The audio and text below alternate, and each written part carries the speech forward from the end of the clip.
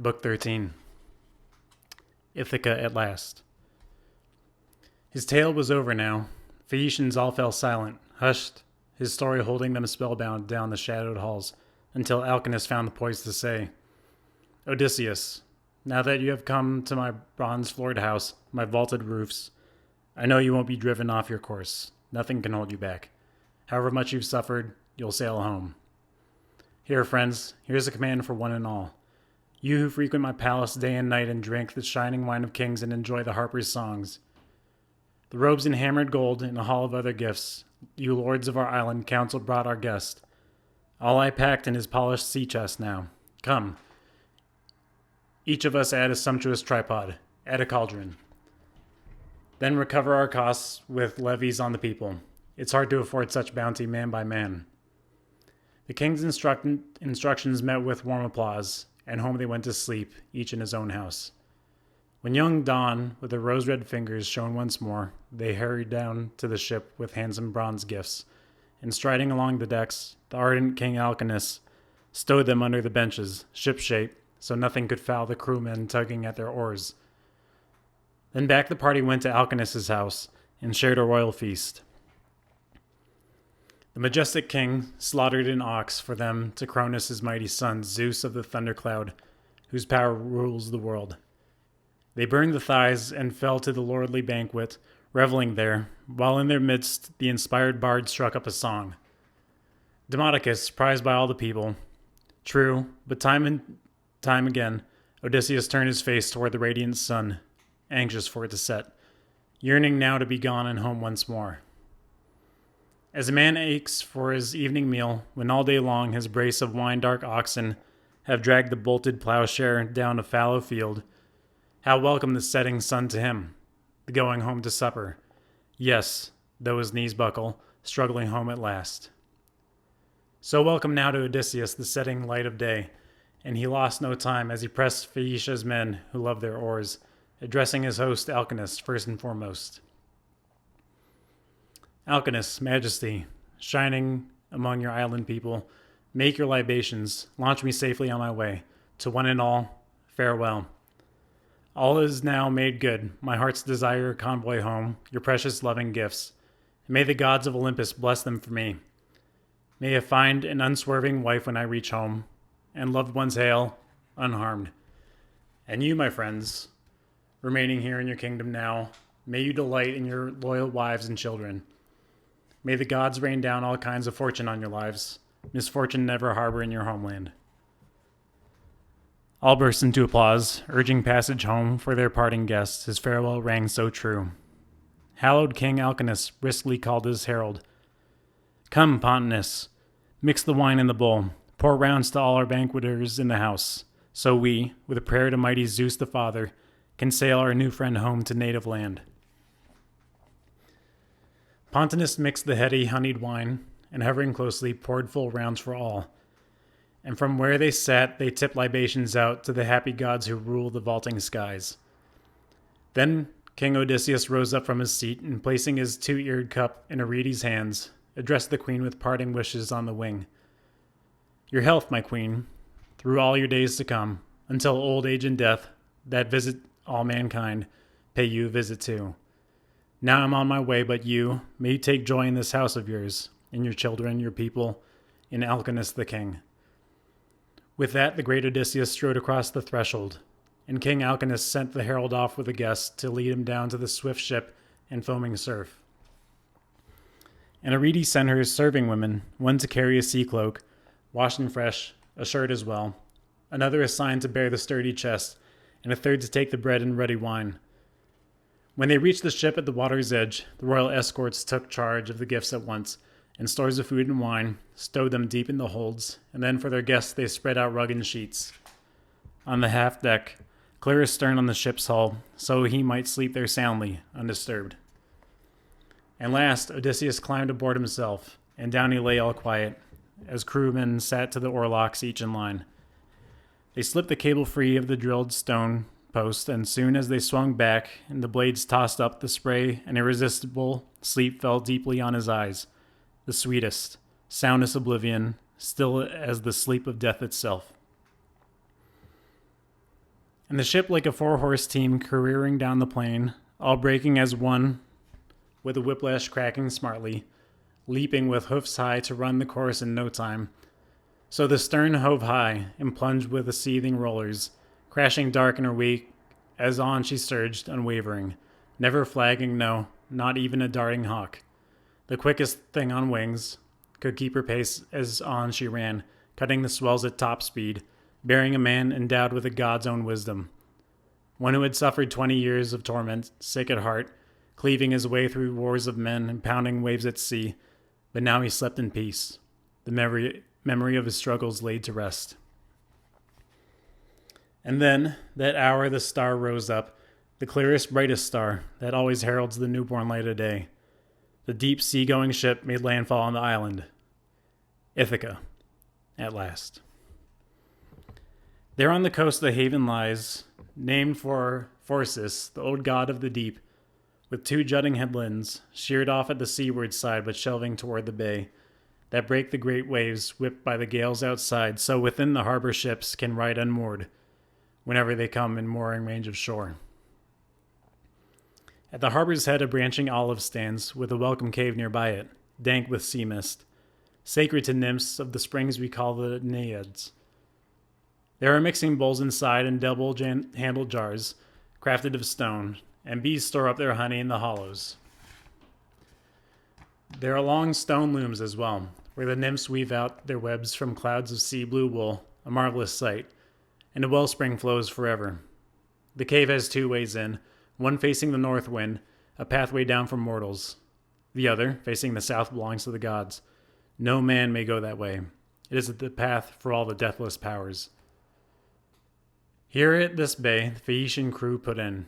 They'd known it long before, driving the ship so hard she ran up onto the beach for a good half her length. Such way the oarsmen's brawny arms had made.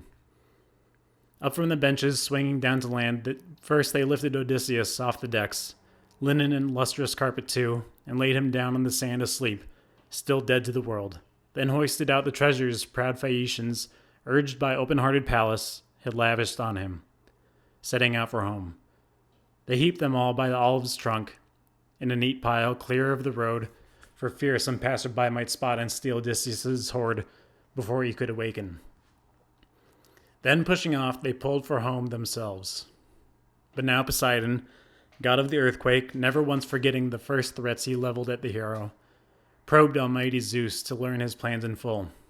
Zeus, father, I will lose all my honor now among the immortals. Now they're mortal men who show me no respect, Phaeacians too, born on my own loins. I said myself that Odysseus would suffer long and hard before he made it home, but I never dreamed of blocking his return. Not absolutely, at least, once you had pledged your word and bowed your head. But now they've swept him across the sea in their swift ship. They've set him down in Ithaca, sound asleep, and loaded the man with boundless gifts, bronze and hoards of golden robes. Aye, more plunder than he could ever have won from Troy, if Odysseus had returned intact with his fair share. Incredible, Zeus, who marshals the thunderheads, replied. Earthshaker, you with your massive power, why moaning so? The gods don't disrespect you. What a stir there'd be if they flung abuse at the oldest, noblest of them all.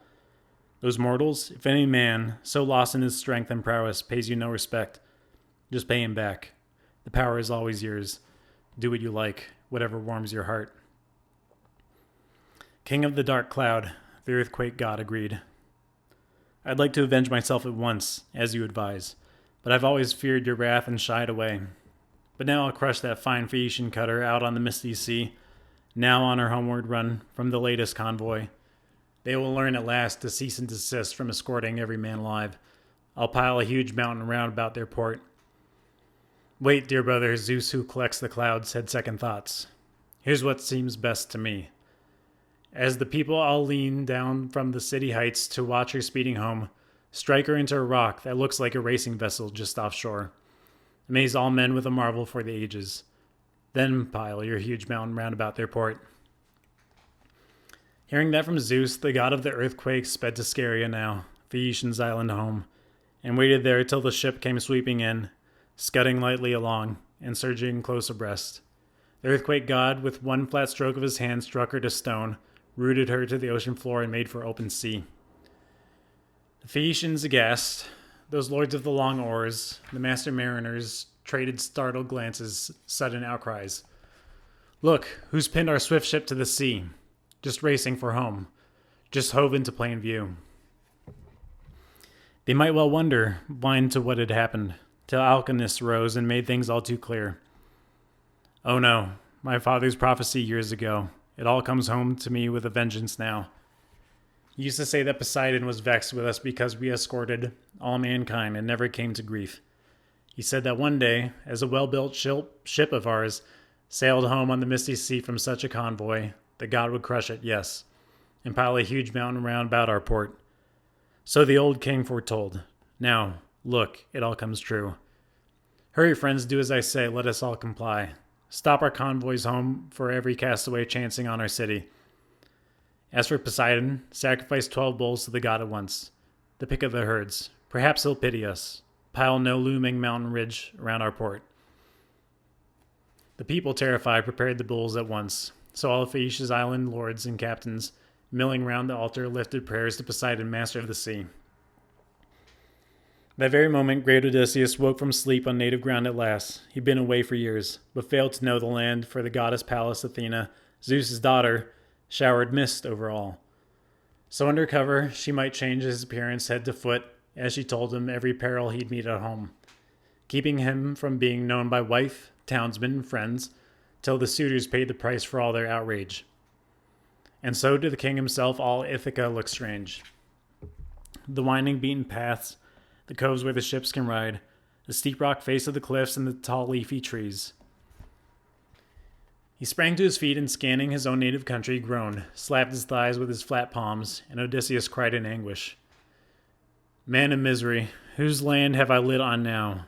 What are they here, violent, savage, lawless, or friendly to strangers, God-fearing men? Where can I take this heap of treasure now, and where in the world do I wander off myself? If only the trove had stayed among the Phaeacians there, and I had made my way to some other mighty king, who would have hosted me well and sent me home. But now I don't know where to stow all this, and I can't leave it here, inviting any bandit to rob me blind. So damn those lords and captains, those Phaeacians. Not entirely honest or upright were they, sweeping me off to this no man's land. And they swore they sail me home to sunny Ithaca. Well, they never kept their word. Zeus of the suppliants paid them back. He keeps an eye on the world of men and punishes all transgressors. Come, quickly. I'll inspect my treasure and count it up myself. Did they make off with anything in their ship? With that he counted up the gorgeous tripods, cauldrons, bars of gold, and the lovely woven robes. Not a stitch was missing from the lot. But still he wept for his native country, trailing down the shore, where the wash of the sea on shingle ebbs and flows, his homesick heart in turmoil. But now Athena appeared and came toward him. She looked like a young man, a shepherd boy, yet elegant too, with all the gifts that grace the sons of kings, with a well-cut cloak falling in folds across her shoulders, sandals under her shining feet, a hunting spear in hand. Odysseus, overjoyed at the sight, went up to meet her, joining her now with salutations on the wing. Greetings, friend. Since you are the first I've come on in this harbor, treat me kindly. No cruelty, please. Save these treasures, save me too. I pray to you like a god. I fall before your knees and ask for your mercy. And tell me this for a fact. I need to know. Where on earth am I?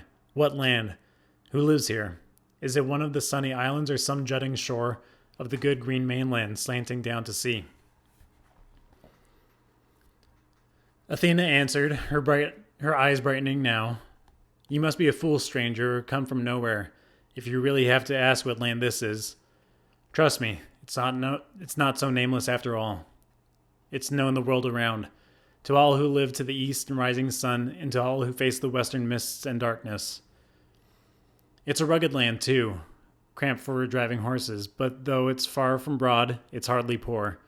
There's plenty of grain for bread, grapes for wine. The rains never fail and the dew falls healthy.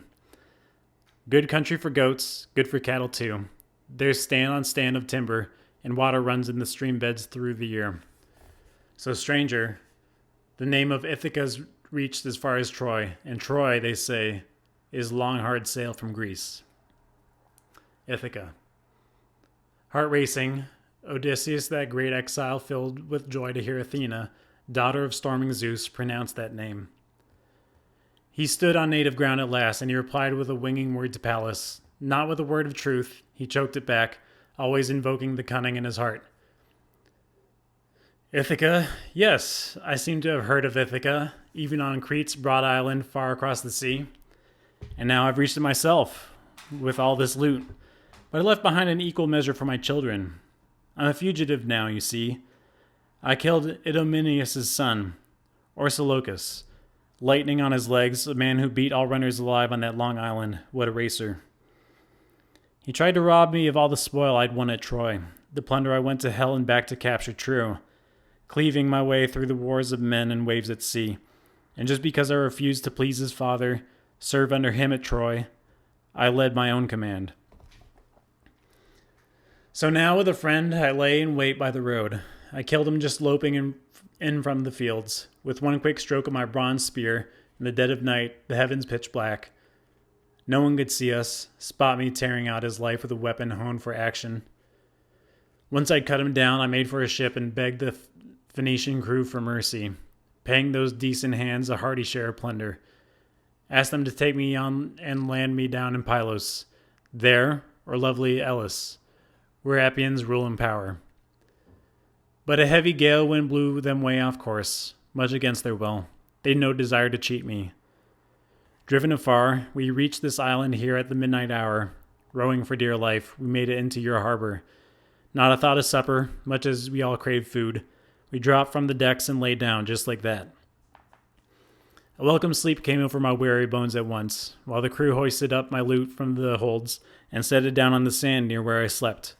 They re-embarked, now homeward bound for Poseidon, their own noble city, leaving me behind here, homesick in my heart. As his story ended, goddess Athena, great eyes gleaming, broke into a smile and stroked him with her hand. Now she appeared a woman, beautiful, tall, and skilled at weaving lovely things. Her words went flying straight toward Odysseus. Any man, any god who met you, would have to be some champion lying to cheat to get past you for all-round craft and guile. You terrible man, foxy ingenious, never tired of twists and tricks. So not even here on native soil would you give up those wily tales that warm the cockles of your heart. Come, enough of this now. We're both old hands in the arts of intrigue. Here among mortal men, you're far the best at tactics, spinning yarns, and I am famous among the gods for wisdom, cunning wiles too. Ah, but you never recognized me, did you? Pallas Athena, daughter of Zeus, who always stands beside you, shields you in every exploit. Thanks to me, the Phaeacians all embraced you warmly. And now I'm here once more, to weave a scheme with you, and to hide the treasure trove Phaeacia's nobles lavished on you then. I willed it, planned it so when you set out for home, and to tell you all the trials you must suffer in your palace. Endure them all. You must. You have no choice. And to no one, no man, no woman, not a soul, reveal that you are the wanderer home at last. No, in silence you must bear a world of pain. Subject yourself to the cruel abuse of men. Ah, goddess, the cool tactician countered. You're so hard for a mortal man to know on sight. However shrewd he is, the shapes you take are endless. But I do know this. You were kind to me in the war years, so long as we men of Achaea soldiered on at Troy. But once we'd sacked King Priam's craggy city, boarded ship, and a god dispersed the fleet, from then on, daughter of Zeus, I never saw you. Never glimpsed you striding along my decks to ward off some disaster. No, I wandered on, my heart forever torn to pieces inside my chest, till the gods released me from my miseries at last. That day in the fertile kingdom of Phaeacia, when you cheered me with words, in person, led me to their city. But now I beg you by your almighty father's name, for I can't believe I've reached my sunny Ithaca. I must be roaming around no more exotic land. You're mocking me. I know it, telling me tales to make me lose my way. Tell me the truth now. Have I really reached the land I love? Always the same, your wary turn of mind, Athena exclaimed, her glances flashing warmly. That's why I can't forsake you in your troubles. You are so winning, so worldly wise, so self-possessed. Anyone else, come back from wandering long and hard, would have hurried home at once, delighted to see his children and his wife. Oh, but not you. It's not your pleasure to probe for news of them. You must put your wife to the proof yourself. But she waits in your halls, as always, her life an endless hardship, wasting away the nights, weeping away the days. I never had doubts myself, no. I knew down deep that you would return at last, with all your shipmates lost. But I could not bring myself to fight my father's brother, Poseidon, quaking with anger at you, still enraged because you blinded the Cyclops, his dear son. But come, let me show you Ithaca's setting. I'll convince you. This haven, look around. It's named for Phorcys, the old god of the deep. And here at the harbor's head the branching olive stands with a welcome cave nearby it, dank with sea mist, sacred to nymphs of the springs we call Naiads. Here, under its arching vault, time and again, you'd offer the nymphs a generous sacrifice to bring success. And the slopes above you look, Mount Neriton decked in forests. At those words, the goddess scattered the mists and the country stood out clear, and the great man who had borne so much rejoiced at last, thrilled to see his Ithaca. He kissed the good green earth and raised his hands to the nymphs and prayed at once. Nymphs of the springs, Naiads, daughters of Zeus, I never dreamed I would see you yet again. Now rejoice in my loving prayers, and later, just like the old days, I will give you gifts if Athena, Zeus's daughter, queen of armies, comes to my rescue, grants this fighter life, and brings my son to manhood. Courage, goddess Athena answered, eyes afire. Free your mind of all that anguish now. Come, quick, let's bury your treasures here, in some recess of this haunted, hollowed cave, where they'll be safe and sound. Then we'll make plans so we can win the day. With that, the goddess swept into the cavern's shadowed vault, searching for hiding places far inside its depths, while Odysseus hauled his treasures closer up, the gold, durable bronze, and fine-spun robes, the Phaeacians' parting gifts. Once he'd stowed them all away, the goddess, Pallas Athena, daughter of storming Zeus, sealed the mouth of the cavern with a stone. Then down they sat by the sacred olive's trunk to plot the death of the high and mighty suitors. The bright-eyed goddess Athena led the way. Royal son of Laertes, Odysseus, old campaigner, think how to lay your hands on all those brazen suitors, lording it over your house now, 3 whole years, courting your noble wife, offering gifts to win her. But she, forever broken-hearted for your return, builds up each man's hopes, dangling promises, dropping hints so each, but all the while with something else in mind. God help me, the man of intrigue broke out. Clearly I might have died the same ignoble death as Agamemnon, bled white in my own house too, if you had never revealed this to me now, goddess, point by point. Come, weave us a scheme so I can pay them back. Stand beside me, Athena. Fire me with daring, fierce as the day we ripped Troy's glittering crown of towers down. Stand by me, furious now as then, my bright-eyed one. And I would fight 300 men, great goddess, with you to brace me, comrade in arms in battle. Great eyes ablaze, the goddess urged him on. Surely I'll stand beside you, not forget you, not when the day arrives for us to do our work. Those men who court your wife and waste your goods, I have a feeling some will splatter your ample floors with all their blood and brains. Up now, quickly. First I will transform you. No one must know you. I will shrivel the supple skin on your lithe limbs, strip the russet curls from your head, and deck you out in rags you'd hate to see some other mortal wear. I'll dim the fire in your eyes, so shining once, until you seem appalling to all those suitors, even your wife and son you left behind at home. But you make your way to the swineherd first, in charge of your pigs, and true to you as always, loyal friend to your son, to Penelope so self-possessed. You'll find him posted beside his swine, grubbing round by Raven's Rock and the spring called Arethusa, rooting for feed that makes pigs sleek and fat, the nuts they love, the dark pools they drink. Wait there, sit with him, ask him all he knows. I'm off to Sparta, where the women are a wonder, to call Telemachus home, your own dear son, Odysseus. He's journeyed to Lacedaemon's rolling hills to see Menelaus, searching for news of you, hoping to learn if you are still alive. Shrewd Odysseus answered her at once. Why not tell him the truth? You know it all. Or is he, too, like father, like son, condemned to hardship, roving over the barren salt sea while strangers devour our livelihood right here? But the bright-eyed goddess reassured him firmly. No need for anguish, trust me, not for him. I escorted your son myself so he might make his name by sailing there. Nor is he saddled down with any troubles now. He sits at ease in the halls of Menelaus, bathed in endless bounty, true enough. Some young lords in a black cutter lurk in ambush, poised to kill the prince before he reaches home, but I have my doubts they will. Sooner the earth will swallow down a few of those young gallants who eat you out of the house and home these days. No more words, not now. Athena stroked Odysseus with her wand. She shriveled the supple skin on his lithe limbs, stripped the russet curls from his head, covered his body top to toe with the wrinkled hide of an old man, and dimmed the fire in his eyes, so shining once. She turned his shirt and cloak into squalid rags, ripped and filthy, smeared with grime and soot. She flung over this the long pelt of a bounding deer, rubbed bare, and gave him a staff and beggar's sack, torn and tattered, slung from a fraying rope. All plans made, they made their separate ways, Athena setting off to bring Telemachus home from hallowed Lacedaemon. Book 14. The Loyal Swineherd.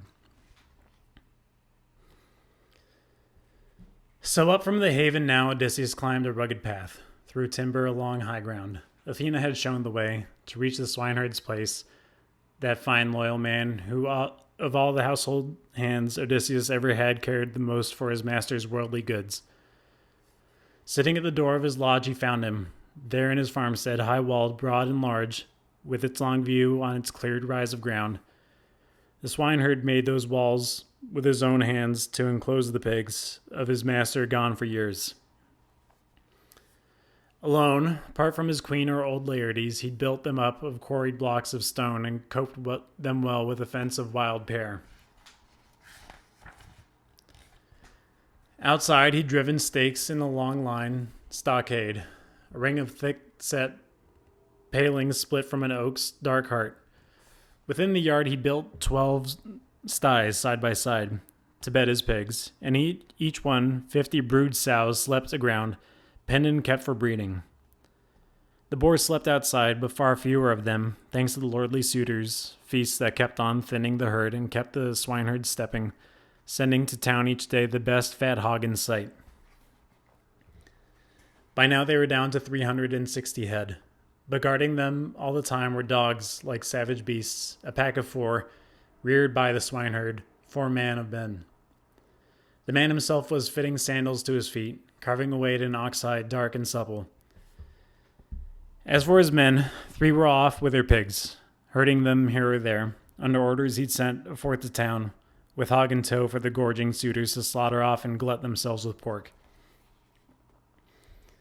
Suddenly those snarling dogs spotted Odysseus, charged him fast. A shadow barks, but Odysseus sank to the ground at once. He knew the trick.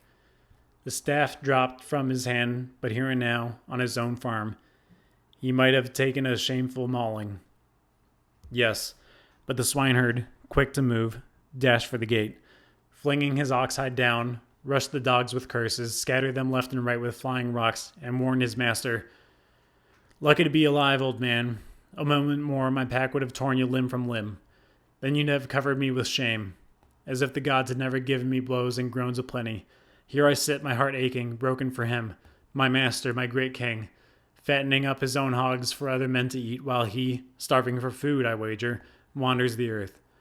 A beggar adrift in stranger cities, foreign-speaking lands, if he's still alive, that is, still seeing the rising sun. Come, follow me into my place, old man, so you, at least, can eat your fill of bread and wine. Then you can tell me where you're from and all the pains you've weathered." On that note, the loyal swineherd led the way to his shelter, showed his guest inside, and sat Odysseus down on brush and twigs he piled up for the visitor. Flinging over these the skin of a shaggy wild goat, broad and soft, the swineherd's own good bedding. The king, delighted to be so well received, thanked the man at once. "My host, may Zeus and the other gods give you your heart's desire for the royal welcome you have shown me here." And you replied, Eumaeus, loyal swineherd, it's wrong, my friend, to send any stranger packing, even one who arrives in worse shape than you. Every stranger and beggar comes from Zeus, and whatever scrap they get from the likes of us, they'll find it welcome. That's the best we can do, we servants, always cowed by our high and mighty masters, especially our young lords. But my old king, the gods, they must have blocked his journey home. He'd have treated me well, he would, with a house, a plot of land, and a wife you'd gladly prize. Goods that a kind lord will give a household hand who labors for him, hard, whose work the gods have sped, just as they speed the work I labor at all day. My master, I tell you, would have repaid me well if he'd grown old right here. But now he's dead. If only Helen and all her kind had died out too, brought to her knees just as she cut the legs from under troops of men. My king among them, he went off to the stallion land of Troy to fight the Trojans, save Agamemnon's honor. Enough. He brusquely cinched his belt around his shirt, strode out to the pens, crammed with droves of pigs. Picked out two, bundled them in and slaughtered both, singed them, sliced them down, skewered them through, and roasting all to a turn, set them before Odysseus, sizzling hot on the spits. Then coating the meat with white barley groats and mixing honeyed wine in a carved wooden bowl, he sat down across from his guest, inviting warmly, "Eat up now, my friend. It's all we slaves have got, scrawny pork, while the suitors eat the fatted hogs. No fear of the gods in their hard hearts, no mercy. Trust me, the blessed gods have no love for crime. They honor justice, honor the decent acts of men, even cutthroat bandits who raid foreign parts, and Zeus grants them a healthy share of plunder, ships filled to the brim, and back they head for home. Even their dark hearts are stalked by the dread of vengeance. But the suitors know. They've caught some god-sent rumor of master's grisly death. That's why they have no mind to do their courting fairly or go back home in peace. No, at their royal ease they devour all his goods. Those brazen rascals never spare a scrap. Not a day or a night goes by, sent down by Zeus, but they butcher victims, never stopping at one or two, and drain his wine as if there's no tomorrow, swilling the last drop. Believe me, my master's wealth was vast. No other prince on earth could match his riches, not on the loamy mainland or here at home in Ithaca. No 20 men in the world could equal his great treasures. Let me count them off for you. A dozen herds of cattle back on the mainland, just as many head of sheep, as many droves of pigs and goat flocks ranging free. Hired hands or his own herdsmen keep them grazing there. Here in Ithaca, goat flocks, 11 in all, scattered to graze the island. Watch out at the wild end, and trusty goat herds watch their every move. And each herdsman, day after day, it never ends, drives in a beast for the suitors, best in sight, a sheep or well-fed goat. While I tend to these pigs, I guard them, pick the best for those carousers, and send it off to the slaughter. His voice rose while the stranger ate his meat and drank his wine, ravenous, bolting it all down in silence, brooding on ways to serve the suitors right. But once he'd supped and refreshed himself with food, he filled the wooden bowl he'd been drinking from, brimmed it with wine, and passed it to his host, who received the offer gladly, spirit cheered, as the stranger probed him now with winging words. "Friend, who is the man who brought you with his goods, the master of such vast riches, powerful as you say? You tell me he died defending Agamemnon's honor? What's his name? I just might know such a man. Zeus would know him, and the other deathless gods, if I ever saw him, if I bring you any news. I've roamed the whole earth over." And the good swineherd answered, "For man of men, old friend, no wanderer landing here with news of him is likely to win his wife and dear son over. Random drifters, hungry for bed and board, lie through their teeth and swallow back the truth. Why, any tramp washed up on Ithaca's shores scurries right to my mistress, babbling lies, and she ushers him in, kindly pressing for details, and the warm tears of grief come trickling down her cheeks, the loyal wife's way when her husband's died abroad. Even you, old codger, could rig up some fine tale, and soon enough, I'd say, if they gave you shirt and clothing for your pains. My master? Well, no doubt the dogs and wheeling birds have ripped the skin from his ribs by now. His life is through. Or fish have picked him clean at sea, and the man's bones lie piled up on the mainland, buried deep in sand. He's dead and gone. I, leaving a broken heart for loved ones left behind, for me most of all. Never another master kind as he. I'll never find one no matter where I go. Not even if I went back to mother and father, the house where I was born and my parents reared me once. But much as I grieve for them, much as I long to lay my eyes on them, set foot on the old soil, it's longing for him that wrings my heart, Odysseus, lost and gone. That man, old friend, far away as he is, I can scarcely bear to say his name aloud. So deeply he loved me, cared for me, so deeply. Worlds away as he is, I call him master, brother.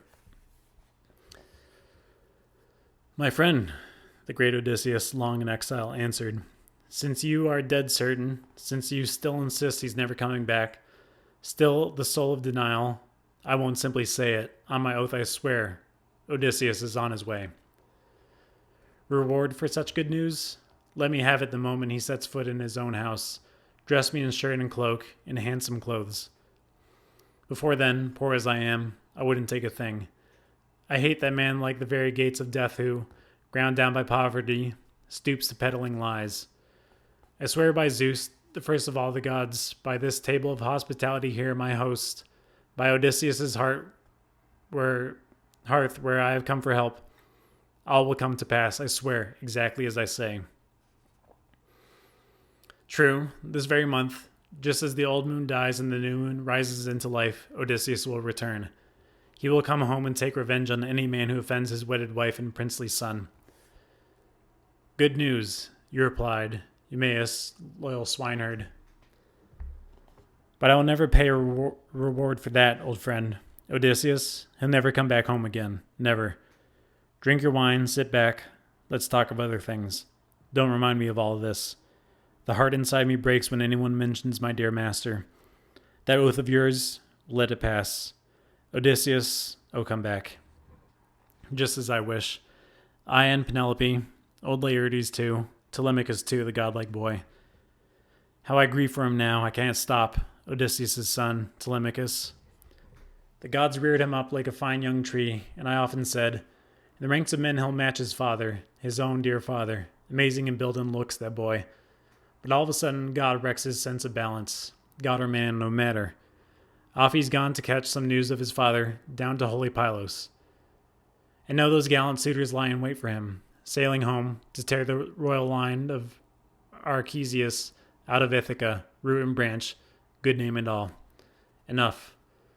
Let him pass too, whether he's trapped or the hand of Zeus will pull him through alive. Come, old soldier, tell me the story of your troubles. Tell me truly, too. I'd like to know it well. Who are you? Where are you from? Your city? Your parents? What sort of vessel brought you? Why did the sailors land you here in Ithaca? Who did they say they are? I hardly think you came this way on foot. The great teller of tales returned at length. My story, the whole truth.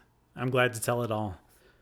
If only the two of us had food and mellow wine to last this long here in your shelter now, for us to sup on, undisturbed, while others take the work of the world in hand, I could easily spend all year and never reach the end of my endless story. All the heartbreaking trials I struggled through, the gods willed it so. I hail from Crete's broad land, I'm proud to say, and I'm a rich man's son. And many other sons he brought up in his palace, born in wedlock, sprung of his lawful wife. Unlike my mother. She was a slave, a concubine he'd purchased, yes, but he treated me on a par with all his true-born sons. Castor, Hylax's son.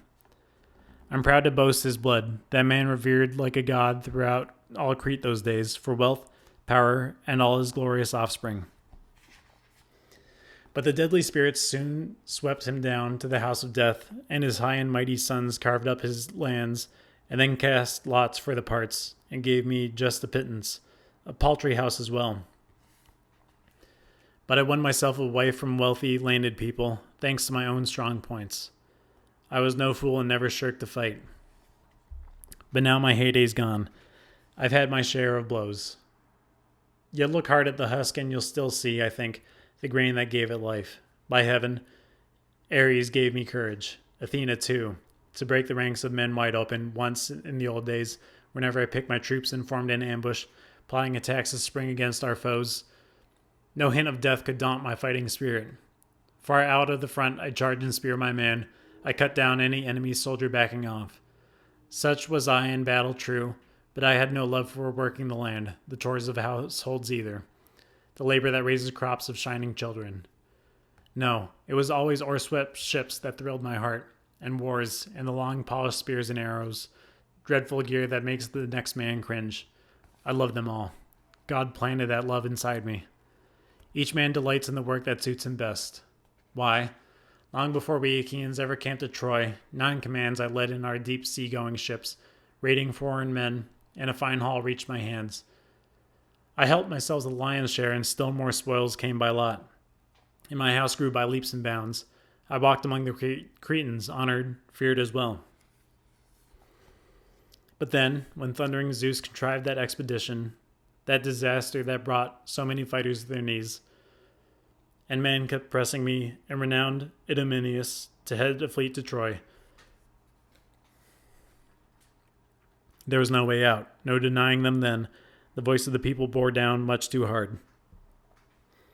So 9 whole years we Achaeans soldiered on at Troy. In the 10th we sacked King Priam's city, then embarked for home in the long ships, and a god dispersed the fleet. Unlucky me. Shrewd old Zeus was plotting still more pain. No more than a month I stayed at home, taking joy in my children, loyal wife, and lovely plunder. But a spirit in me urged, set sail for Egypt. Fit out ships, take crews of seasoned heroes. 9 I fitted it out. The men joined up at once, and then 6 days my shipmates feasted well, while I provided a flock of sheep to offer up to the gods and keep the feasters' table groaning. On the 7th we launched out from the plains of Crete with a stiff north wind, fair astern, smooth sailing, I like coasting on downstream.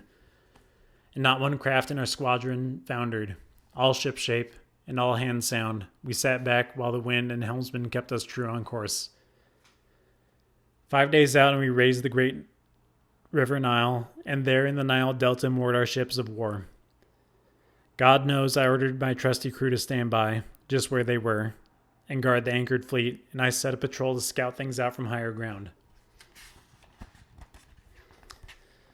But swept away by their own reckless fury, the crew went berserk. They promptly began to plunder the lush Egyptian farms, dragged off the women and children, killed the men. Outcries reached the city in no time. Stirred by shouts, the entire town came streaming down at the break of day, filling the river plain with chariots, ranks of infantry, and the gleaming of bronze. Zeus, who loves the lightning, flung down murderous panic on all my men at arms. No one dared to stand his ground and fight. Disaster ringed us round from every quarter. Droves of my men they hacked down with swords, led off the rest alive to labor for them as slaves. And I? Zeus flashed an inspiration through my mind, though I wish I'd died a soldier down in Egypt then. A world of pain, you see, still lay in wait for me. Quickly I wrenched the skull-cap helmet off my head. I tore the shield from my back and dropped my spear, and ran right into the path of the king's chariot, hugged and kissed his knees. He pitied me, spared me, hoisted me onto his war car, took me home in tears. Troops of his men came rushing after, shaking javelins, mad to kill me. Their fighting blood at the boil, but their master drove them off. He feared the wrath of Zeus, the god of guests, the first of the gods to pay back acts of outrage. So, there I lingered for 7 years, amassing a fortune from all the Egyptian people, loading me with gifts. Then, at last, when the 8th had come full turn, along comes this Phoenician one fine day, a scoundrel, swindler, an old hand at lies who'd already done the world a lot of damage. Well, he smoothly talked me round and off we sailed, Phoenicia bound, where his house and holdings lay. There in his care I stayed till the year was out.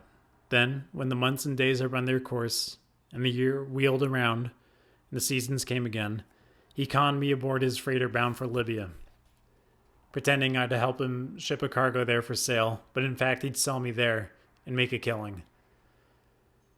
I suspected as much, of course, but had no choice, so I boarded with him. Yes, and the ship ran on with a good strong north wind gusting, fast on the middle passage clear of Crete. But Zeus was brewing mischief for that crew. Once we'd left the island in our wake, no land at all in sight, nothing but sea and sky. Then Zeus, the son of Cronos, mounted a thunderhead above our hollow ship, and the deep went black beneath it. Then in the same breath, Zeus hit the craft with a lightning bolt and thunder.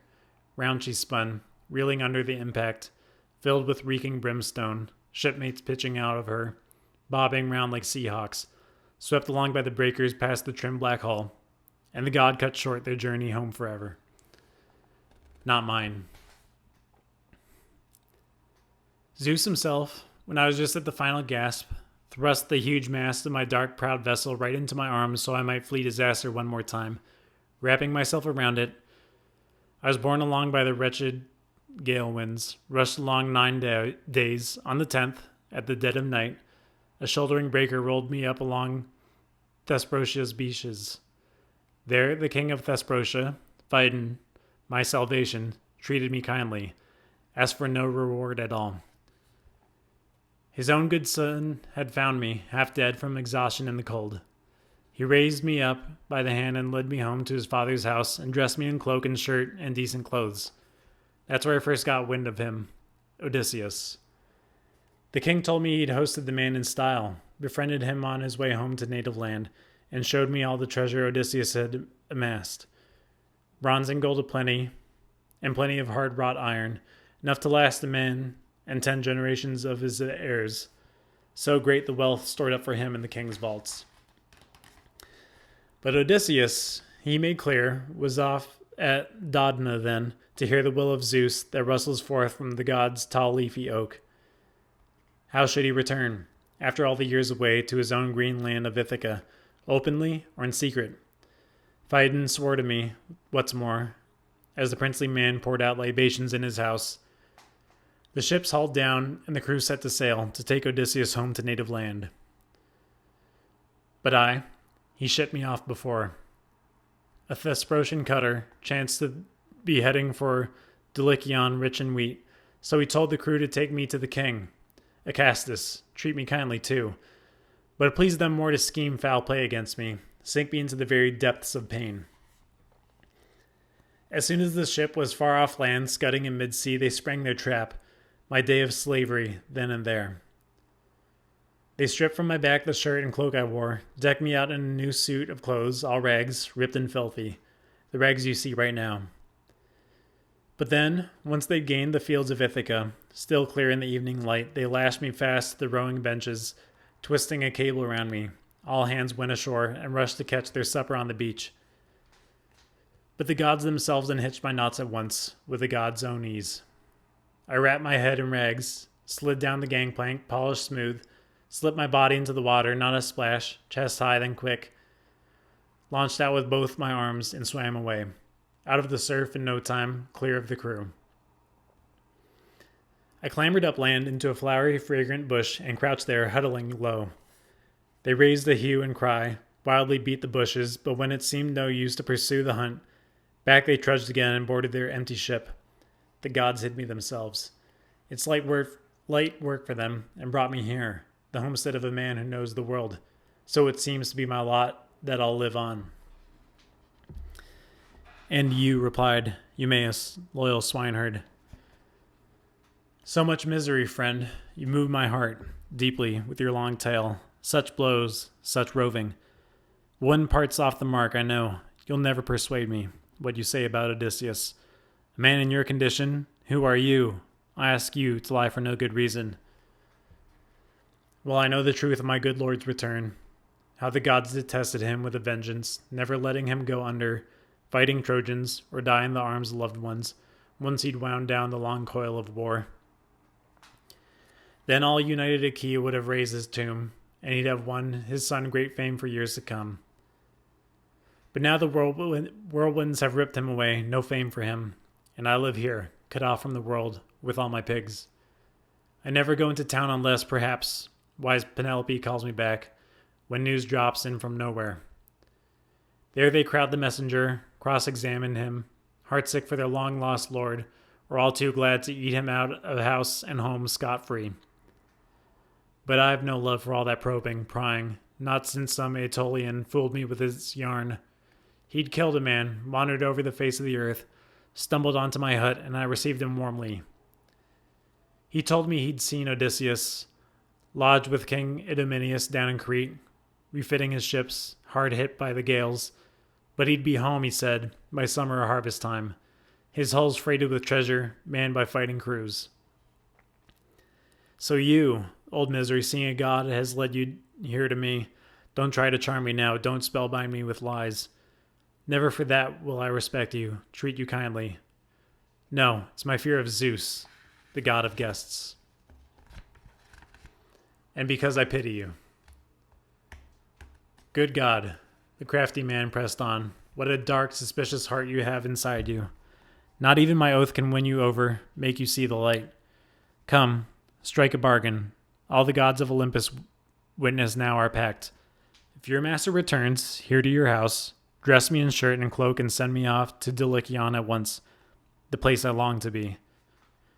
But if your master doesn't return as I predict, set your man on me. Fling me off some rocky crag so the next beggar here may just think twice before he peddles lies. Surely, friend, the swineherd shook his head. And just think of the praise and fame I'd win among mankind, now and for all time to come. If first I took you under my roof, I treated you kindly as my guest, then cut you down and robbed you of your life. How keen I'd be to say my prayers to Zeus. But it's high time for a meal. I hope the men will be home at any moment so we can fix a tasty supper in the lodge. As host and guests confided back and forth, the herdsmen came in, driving their hogs up close, penning sows in their proper sties for the night, squealing for all they're worth, shut inside their yard. And the good swineherd shouted to his men, "Bring in your fattest hog. I'll slaughter it for our guests from far abroad. We'll savor it ourselves. All too long we've sweated over these white-tusked boars, our wretched labor, while others wolf our work down free of charge." Calling out as he split up kindling now with a good sharp axe, and his men hauled in a tusker 5 years old. Rippling fat and stood him steady by the hearth. The swineherd's soul of virtue did not forget the gods. He began the rite by plucking tufts from the porker's head, threw them into the fire and prayed to all the powers. Bring him home, our wise Odysseus home at last. Then, raising himself full length, with an oak log he'd left unsplit, he clubbed and stunned the beast, and it gasped out its life. The men slashed its throat, singed the carcass, quickly quartered it all, and then the swineherd, cutting first strips for the gods from every limb, spread them across the thighs, wrapped in sleek fat, and sprinkling barley over them, flung them on the fire. They sliced the rest into pieces, pierced them with skewers, broiled them all to a turn, and pulling them off the spits, piled the platters high. The swineherd, standing up to share the meat, his sense of fairness perfect, carved it all out into 7 equal portions.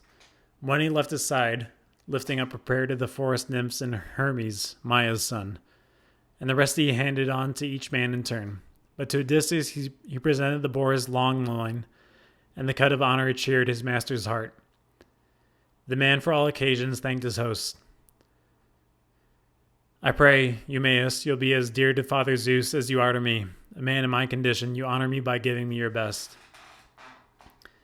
You replied in kind, Eumaeus, swineherd. "Eat, my strange new friend. Enjoy it now. It's all we have to offer.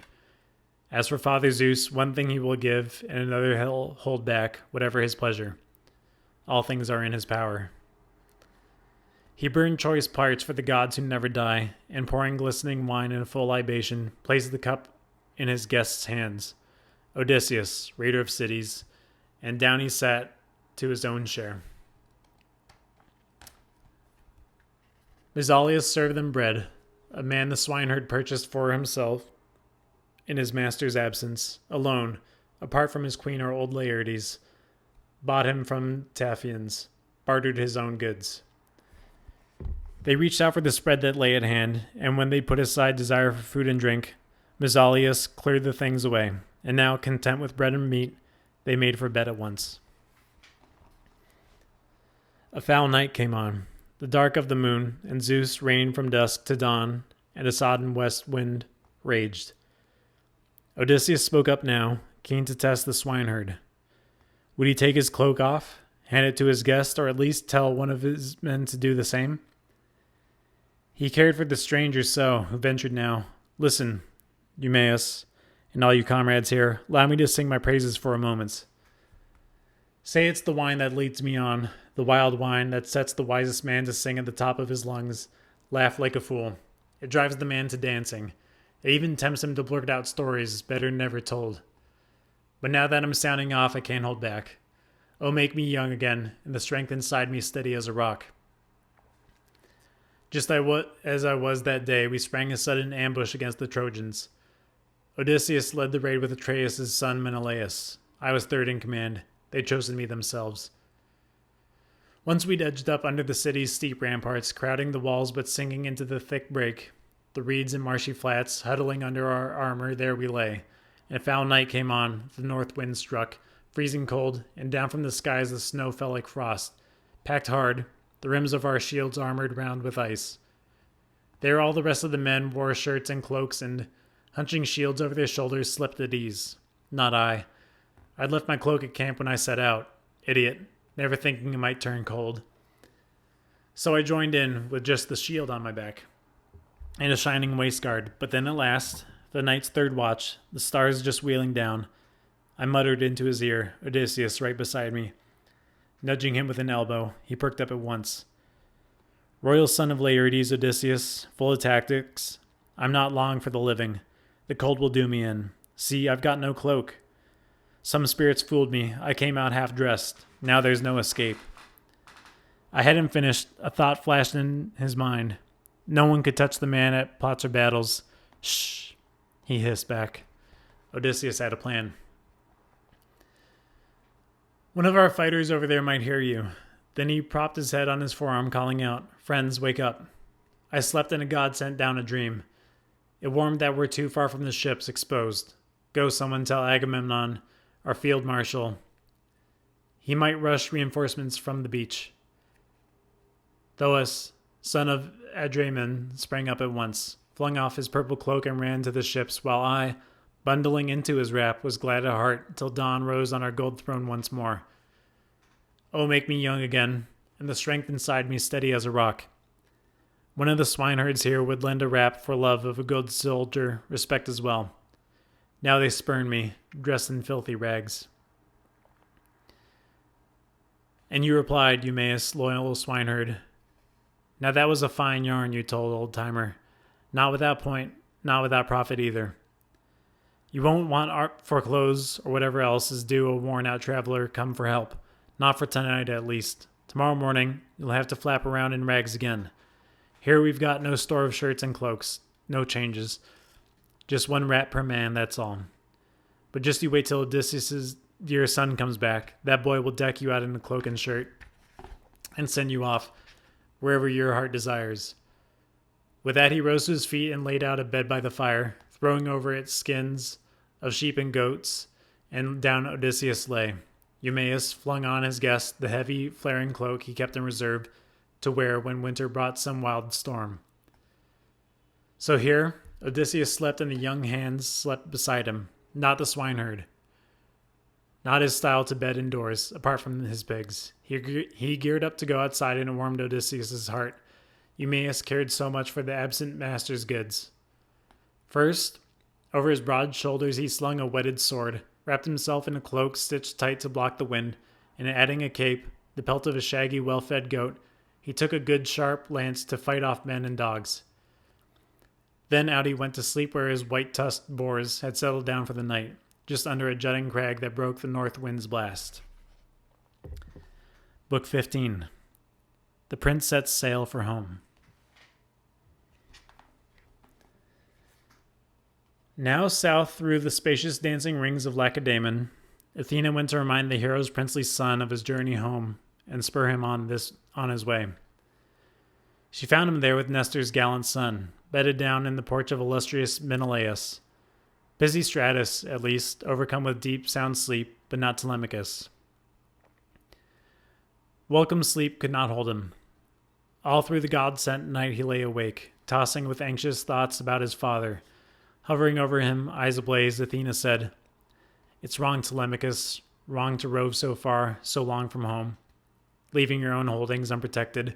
Crowds in your palace so brazen, they'll carve up all your wealth, devour it all, and then your journey here will come to nothing. Quickly, press Menelaus, lord of the war cry, to speed you home at once, if you want to find your irreproachable mother still inside your house." Even now her father and brothers urge Penelope to marry Eumaeus, who excels all other suitors at giving gifts and drives the bride price higher. She must not carry anything off against your will. You know how the heart of a woman always works.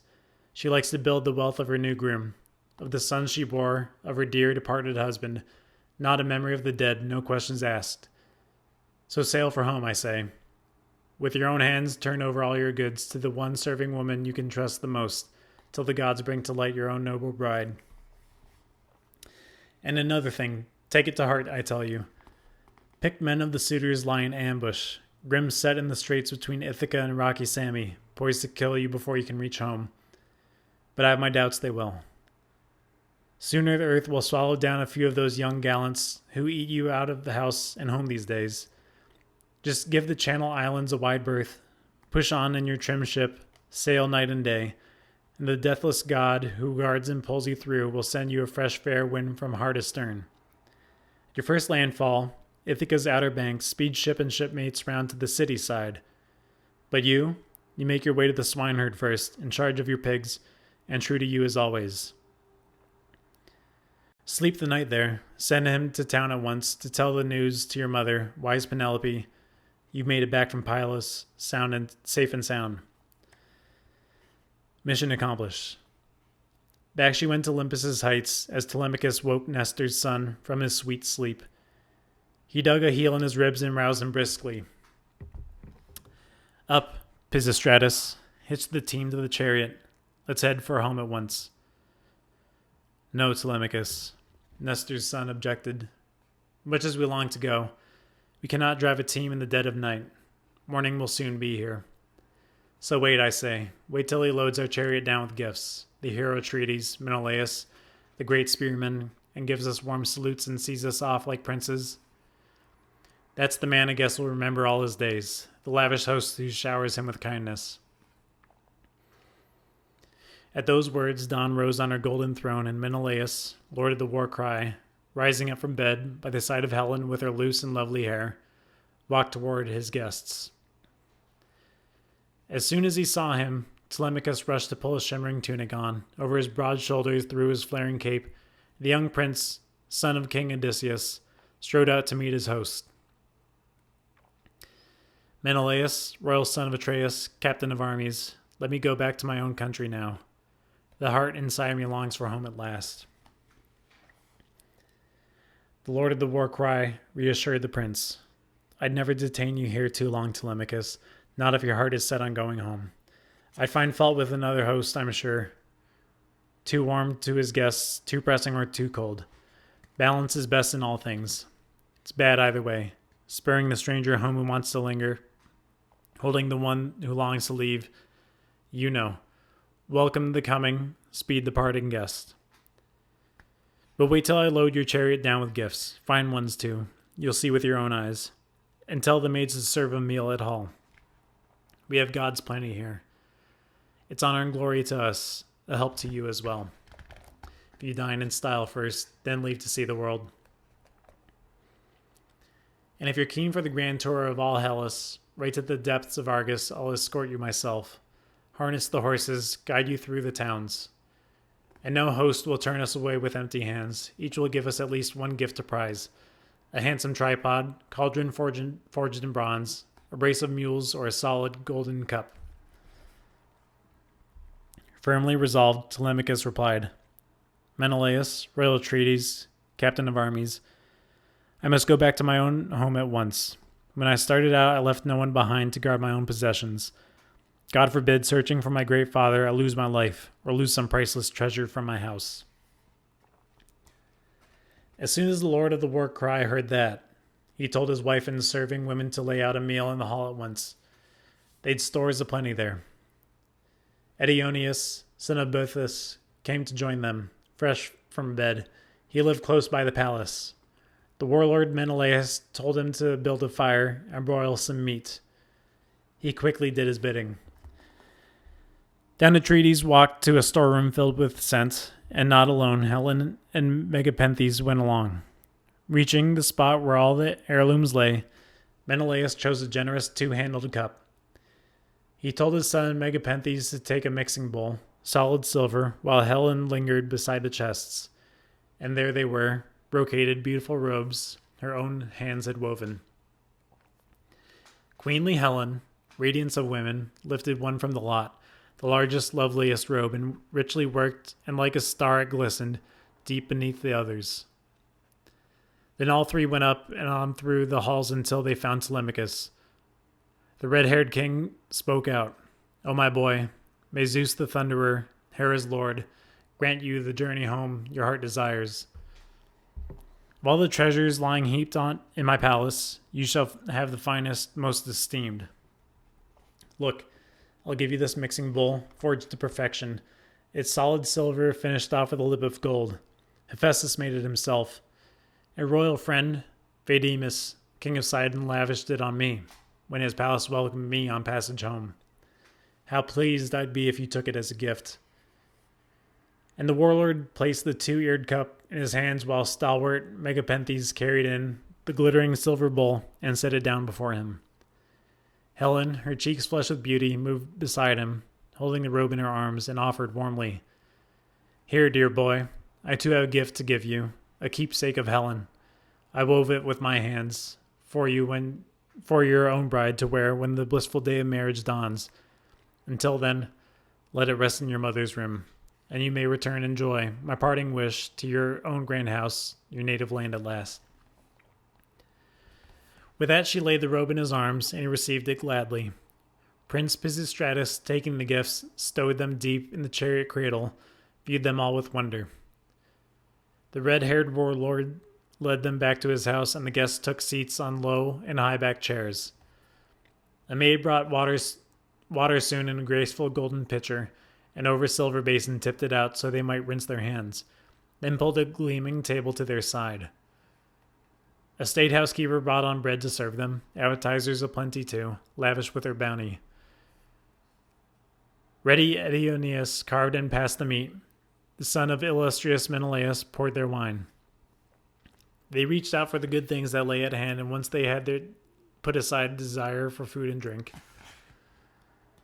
Prince Telemachus and the gallant son of Nestor yoked their team, mounted the blazing car, and drove through the gates and echoing colonnade. The red-haired King Menelaus followed both boys out, his right hand holding a golden cup of honeyed wine, so the two might pour libations forth at parting.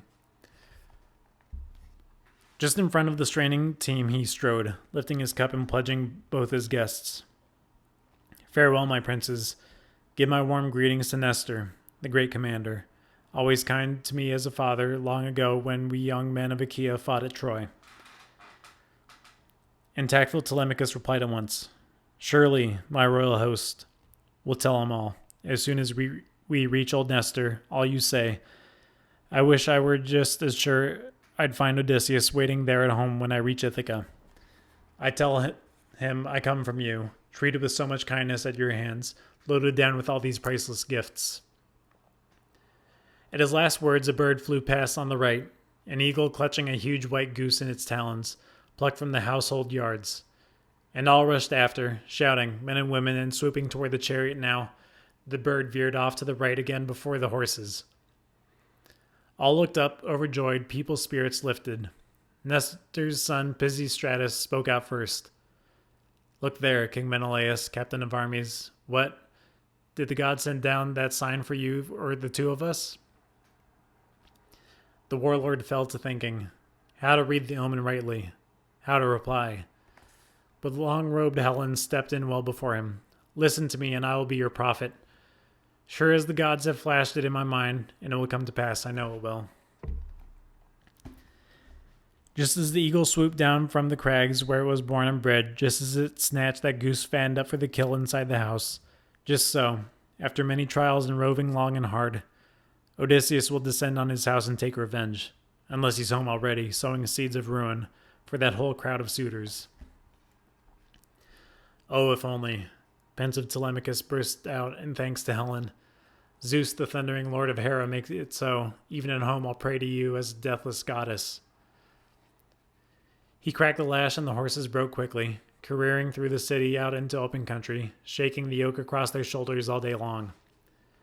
The sun sank and the roads of the worlds grew dark as they reached Phaera, pulling up to Diocles' halls, the son of Ortilochus, son of the Alpheus River. He gave them a royal welcome. There they slept the night. When young Dawn with her rose-red fingers shone once more, they yoked their pair again, mounted the blazoned car, and out through the gates and echoing colonnade they whipped the team to a run, and on they flew, holding nothing back, approaching Pylos soon, the craggy citadel. That was when Telemachus turned to Pisistratus, saying, "Son of Nestor, when you do as I ask you, see it through. We're friends for all our days now, so we claim, thanks to our father's friendship. We're the same age as well, and this tour of ours has made us more like brothers. Prince, don't drive me past my vessel, drop me there. Your father's old, in love with his hospitality. I fear he'll hold me, chafing in his palace. I must hurry home." The son of Nestor pondered how to do it properly, see it through. Pausing a moment, then this way seemed best. Swerving his team, he drove down to the ship and tied up on shore and loaded into her stern the splendid gifts, the robes and gold Menelaus gave, and sped his friend with a flight of winging words. "Climb aboard now, fast. Muster all your men before I get home and break the news to father. With that man's overbearing spirit, I know it all too well. He'll never let you go. He'll come down here and summon you himself. He won't return without you, believe me. In any case, he'll fly into a rage." With that warning, he whipped his sleek horses back to Pylos city and reached his house in no time. Telemachus shouted out commands to all his shipmates. "Stow our gear, my comrades, deep in the holds, and board at once. We must be on our way." His shipmates snapped to orders, swung aboard, and sat to the oars in ranks. But just as Telemachus prepared to launch, praying, sacrificing to Pallas by the stern, a man from a far-off country came toward him now, a fugitive out of Argos. He had killed a man. He was a prophet, sprung of Melampus' line of seers, Melampus who lived in Pylos, mother of flocks, some years ago, rich among his Pylians, at home in his great high house. But then he was made to go abroad to foreign parts, fleeing his native land in hot-blooded Menelaus, most imperious man alive, who'd commandeered his vast estate and held it down by force for one entire year. That year Melampus, bound by cruel chains in the halls of Phylacus, suffered agonies, all for Neleus' daughter Pero. That and the mad spell of fury, murderous spirit cast upon his mind. But the seer worked free of death, and drove the lusty, bellowing cattle out of Phylace back to Pylos. There he avenged himself on Neleus for the shameful thing the king had done to him, and escorted Pero home as his brother's bride.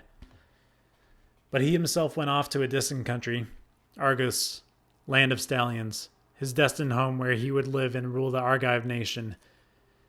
Here he married a wife and built a high-roofed house, and sired Antiphates and Mantius, two staunch sons. Antiphates fathered Oicles, gallant heart. Oicles fathered Amphiarus,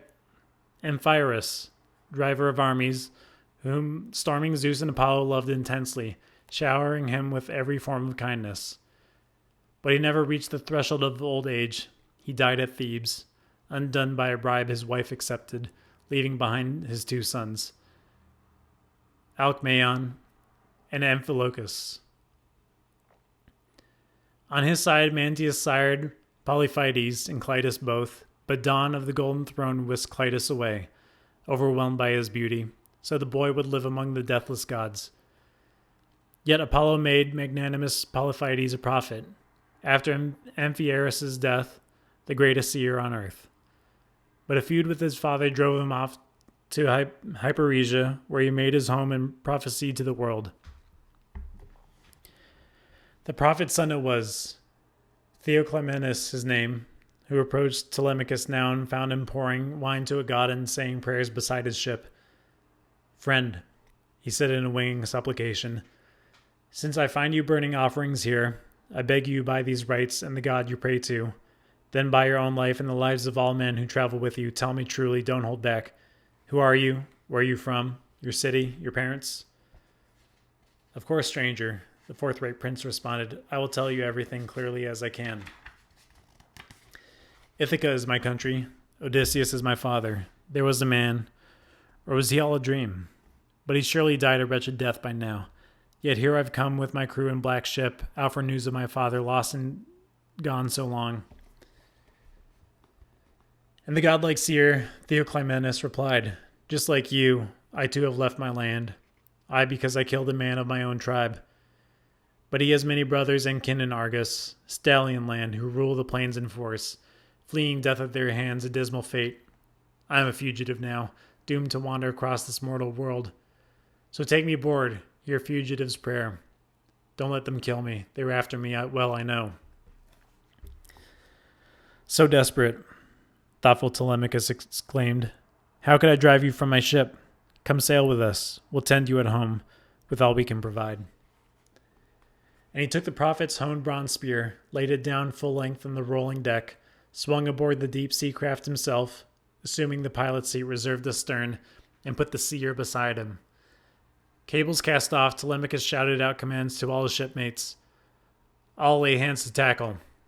They sprang to orders, hoisting the pinewood mast. They stepped it firm in its block amidships, lashed it fast with stays, and with braided rawhide halyards, hauled the white sail high. Now bright-eyed Athena sent them with a stiff following wind, blustering out of a clear sky, gusting on so the ship might run its course through the salt sea at top speed. And past the springs she raced in the Chalcis' rushing stream, as the sun sank and the roads of the world grew dark, and on she pressed for Phae, driven on by wind from Zeus, and flew past lovely Elis, where Epeans rule in power. And then Telemachus veered for the jagged islands, wondering all the way, would he sweep clear of death or be cut down? The king and loyal swineherd, just that night, were supping with other field hands in the lodge, and once they'd put aside desire for food and drink, Odysseus spoke up, eager to test the swineherd, see if he'd stretch out his warm welcome now, invite him to stay on in the farmstead here, or send him off to town. "Listen, Eumaeus, all you comrades here. At the crack of dawn I mean to go to town and do my begging, not be a drain on you and all your men. But advise me well, give me a trusty guide to see me there. And then I'm on my own to roam the streets.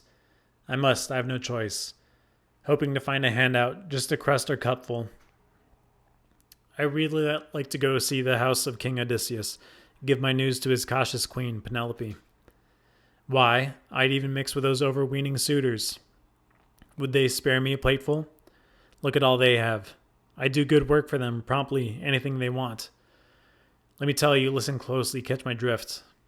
Thanks to Hermes the guide, who gives all work of our hands the grace and fame that it deserves. No one alive can match me at household chores. Building a good fire, splitting kindling neatly, carving, roasting meat, and pouring rounds of wine. Anything menials do to serve their noble masters. God's sake, my friend, you broke in now, Eumaeus, loyal swineherd, deeply troubled. What's got into your head? What crazy plan? You must be hell-bent on destruction on the spot if you're keen to mingle with that mob of suitors. Their pride and violence hit the iron skies. They're a far cry from you, the men who do their bidding. Young bucks, all rigged out in their fine robes and shirts, hair sleeked down with oil, faces always beaming, the ones who slave for them. The tables polished, sagging under the bread and meat and wine. No, stay here. No one finds you a burden, surely not I, nor any comrade here. You wait till Odysseus' dear son comes back. That boy will deck you out in cloak and shirt and send you off wherever your heart desires. If only, Eumaeus, the way-worn exile, said, you were as dear to Father Zeus as you are to me. You who stop my pain, my endless homesick roving. Tramping about the world, there's nothing worse for a man. But the fact is that men put up with misery to stuff their cursed bellies. But seeing you hold me here, urging me now to wait for him, the prince who's on his way. Tell me about the mother of King Odysseus, please. The father who left as well, on the threshold of old age, when he sailed off to war. Are they still alive, perhaps, still looking into the light of day? Or dead by now, and down in death's long house? Friend, the swineherd, foreman of men, assured his guest. I'll tell you the whole story point by point. Laertes is still alive, but night and day he praises Zeus, waiting there in his house, for the life breath to slip away and leave his body. His heart so racked for his son, lost and gone these years, for his wife so fine, so wise. Her death is the worst blow he's had to suffer. It made him old before his time. She died of grief for her boy, her glorious boy. It wore her down. A wretched way to go. I pray that no one I love dies such a death. No island neighbor of mine who treats me kindly. While she was still alive, heartsick as she was, it always moved me to ask about her, learn the news. She'd reared me herself, and right beside her daughter, Catimene, graceful girl with her long, light gown, the youngest one she'd borne.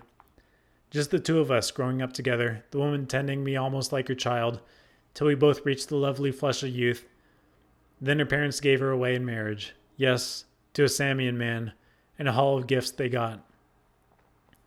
But her mother decked me out in cloak and shirt. Good clothing she wrapped about me, gave me sandals, sent me here, this farm. She loved me from the heart. Oh, how I miss her kindness now. The happy gods speed the work that I labor at, that gives me food and drink to spare for the ones I value. But from Queen Penelope I never got a thing. Never a winning word, no friendly gesture. Not since this plague has hit the house. Those high and mighty suitors. Servants miss it terribly, gossiping back and forth with a mistress, gathering scraps of news, a snack and a cup or two, then taking home to the field some little gift. Never fails to cheer a servant's heart. Imagine that, his candy master said. You must have been just a little fellow, Eumaeus, when you were swept so far from home and parents. Come, tell me the whole story, truly too. Was your city sacked? Some city filled with people in wide streets where your father and your mother made their home? Or were you all alone, herding your sheep and cattle when pirates kidnapped, shipped and sold you off to this man's house, who paid a healthy price? My friend, the swineherd answered, foreman of men. You really want my story? So many questions, well, listen in quiet then and take your ease. Sit back and drink your wine. The nights are endless now. We've plenty of time to sleep or savor a long tale. No need, you know, to turn in before the hour. Even too much sleep can be a bore. But anyone else who feels the urge can go to bed and then, at the crack of dawn, break bread, turn out and tend our master's pigs. We too will keep to the shelter here, eat and drink and take some joy in each other's heartbreaking sorrows, sharing each other's memories. Over the years, you know, a man finds solace even in old sorrows. True, a man who's weathered many blows and wandered many miles. My own story? This will answer all your questions. There's an island, Syre. You may have heard of it. Off above Ortygia, out where the sun wheels around. Not so packed with people, still a good place though. Fine for sheep and cattle, rich in wine and wheat. Hunger never attacks the land, no sickness either. That always stalks the lives of us poor men. No. As each generation grows old on the island, down Apollo comes with his silver bow with Artemis, and they shoot them all to death with gentle arrows. 2 cities there are that split the land in half, and over them both my father ruled in force. Menelaus' son, Ctesias, a man like a deathless god. One day, a band of Phoenicians landed there, the famous sea dogs, sharp bargainers too, the holds of their black ship brimful with a horde of flashy baubles. Now, My father kept a Phoenician woman in his house, beautiful, tall, and skilled at weaving lovely things. And her rascal countrymen lusted to seduce her, yes, and lost no time. She was washing clothes when one of them waylaid her beside their ship, in a long, deep embrace, and can break a woman's will, even the best alive. And then he asked her questions. Her name, who was she, where did she come from? She waved at once to my father's high-roofed house. But I'm proud to hail from Poseidon, paved in bronze, she said. And Erebus was my father, a man who rolled in wealth. I was heading home from the fields when Taphian pirates snatched me away, and they shipped and sold me here, to this man's house. He paid a good stiff price. The sailor, her secret lover, lured her on. Well then, why don't you sail back home with us? See your own high house, your father and mother there. They're still alive, and people say they're rich. Now there's a tempting offer, she said in haste.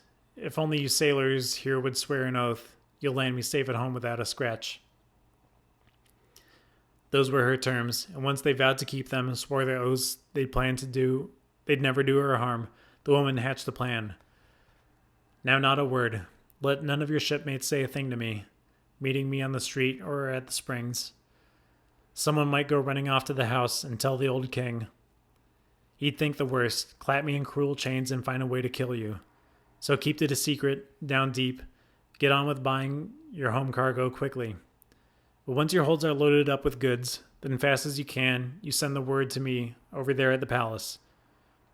I'll bring you all the gold I can lay my hands on, and something else I'll give you in the bargain, fare for passage home. I'm nurse to my master's sons in the palace now, such a precious toddler, scampering round outside, always at my heels. I'll bring him aboard as well. Wherever you sell him off, whatever foreign parts, he'll fetch you quite a price. Bargain struck.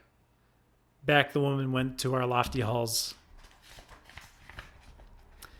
and the rovers stayed on with us 1 whole year, bartering, piling up big hoards in their hollow ship, and once their holds were loaded full for sailing, they sent a messenger fast to alert the woman.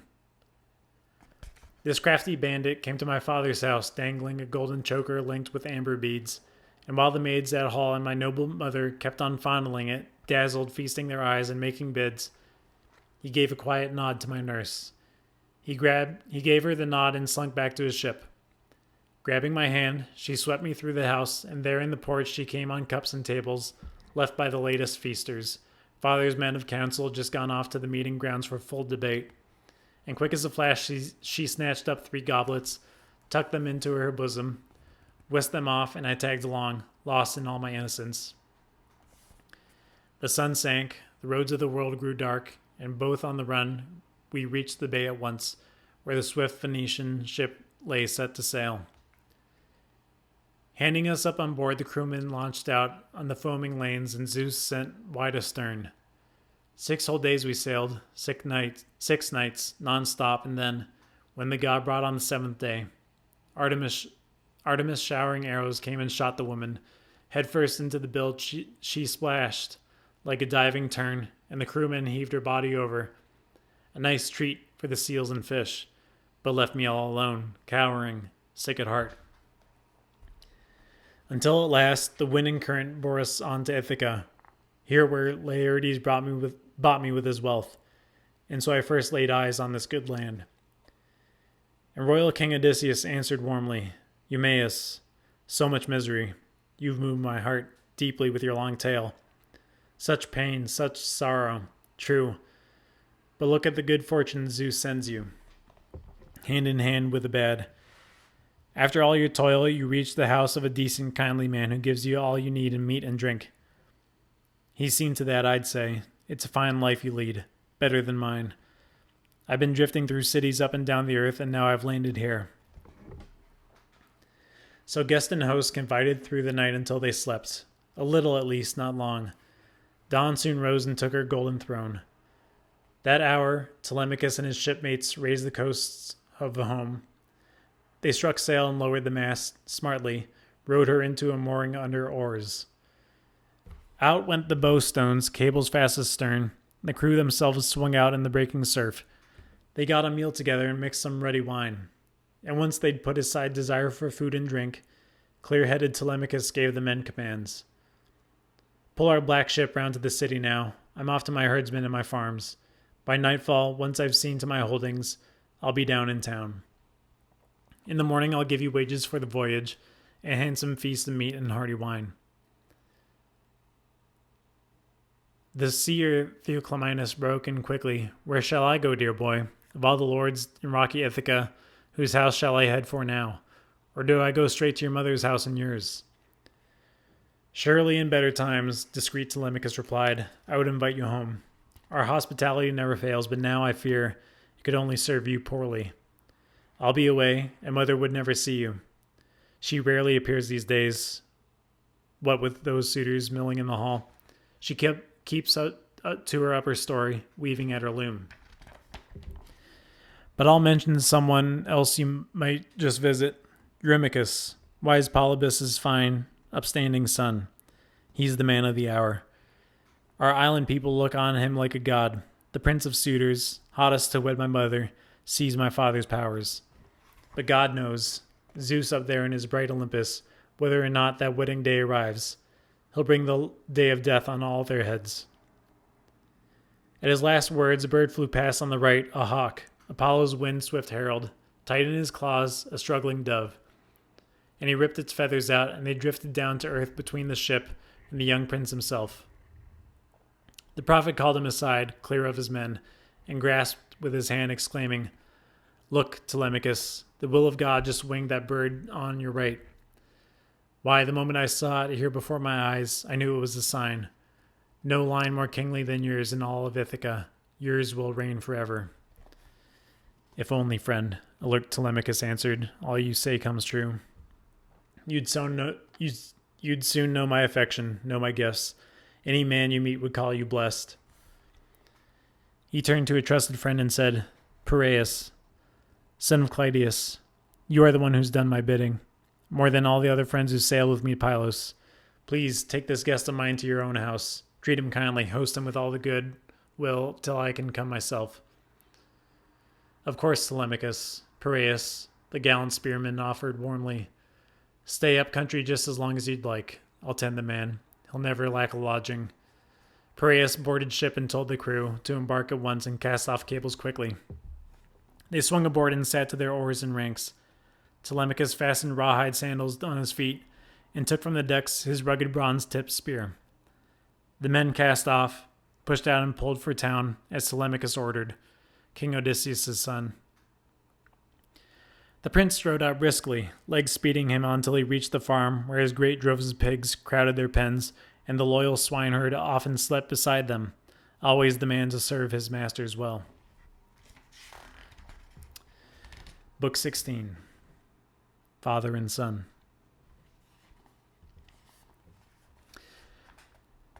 As dawn came into the lodge, the king and the loyal swineherd set out breakfast, once they had raked the fire up and got the herdsmen off with droves of pigs.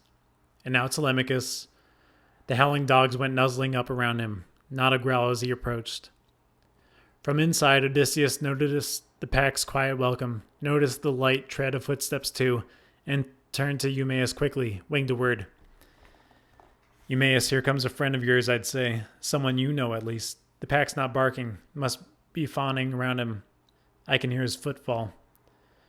The words were still on his lips when his own son stood in the doorway there. The swineherd started up, amazed. He dropped the bowls with a clatter. He'd been busy mixing ruddy wine. Straight to the prince he rushed and kissed his face and kissed his shining eyes, both hands as the tears rolled down his cheeks. As a father, brimming with love, welcomes home his darling only son in a warm embrace, what pain he's borne for him and him alone. But now in the 10th year from far abroad, so the loyal swineherd hugged the beaming prince. He clung for dear life, covering him with kisses, yes, like one escaped from death. Eumaeus wept and sobbed. His words flew from the heart. You're home, Telemachus, sweet light of my eyes. I never thought I'd see you again, once you'd shipped to Pylos. Quick, dear boy, come in. Let me look at you. Look to my heart's content. Under my own roof, the rover home at last. You rarely visit the farm and men these days, always keeping to town as if it cheered you to see them there, that infernal crowd of suitors. Have it your way, thoughtful Telemachus replied. Dear old man, it's all for you that I've come, to see you for myself and learn the news, whether mother still holds out in the halls, or some other man has married her at last.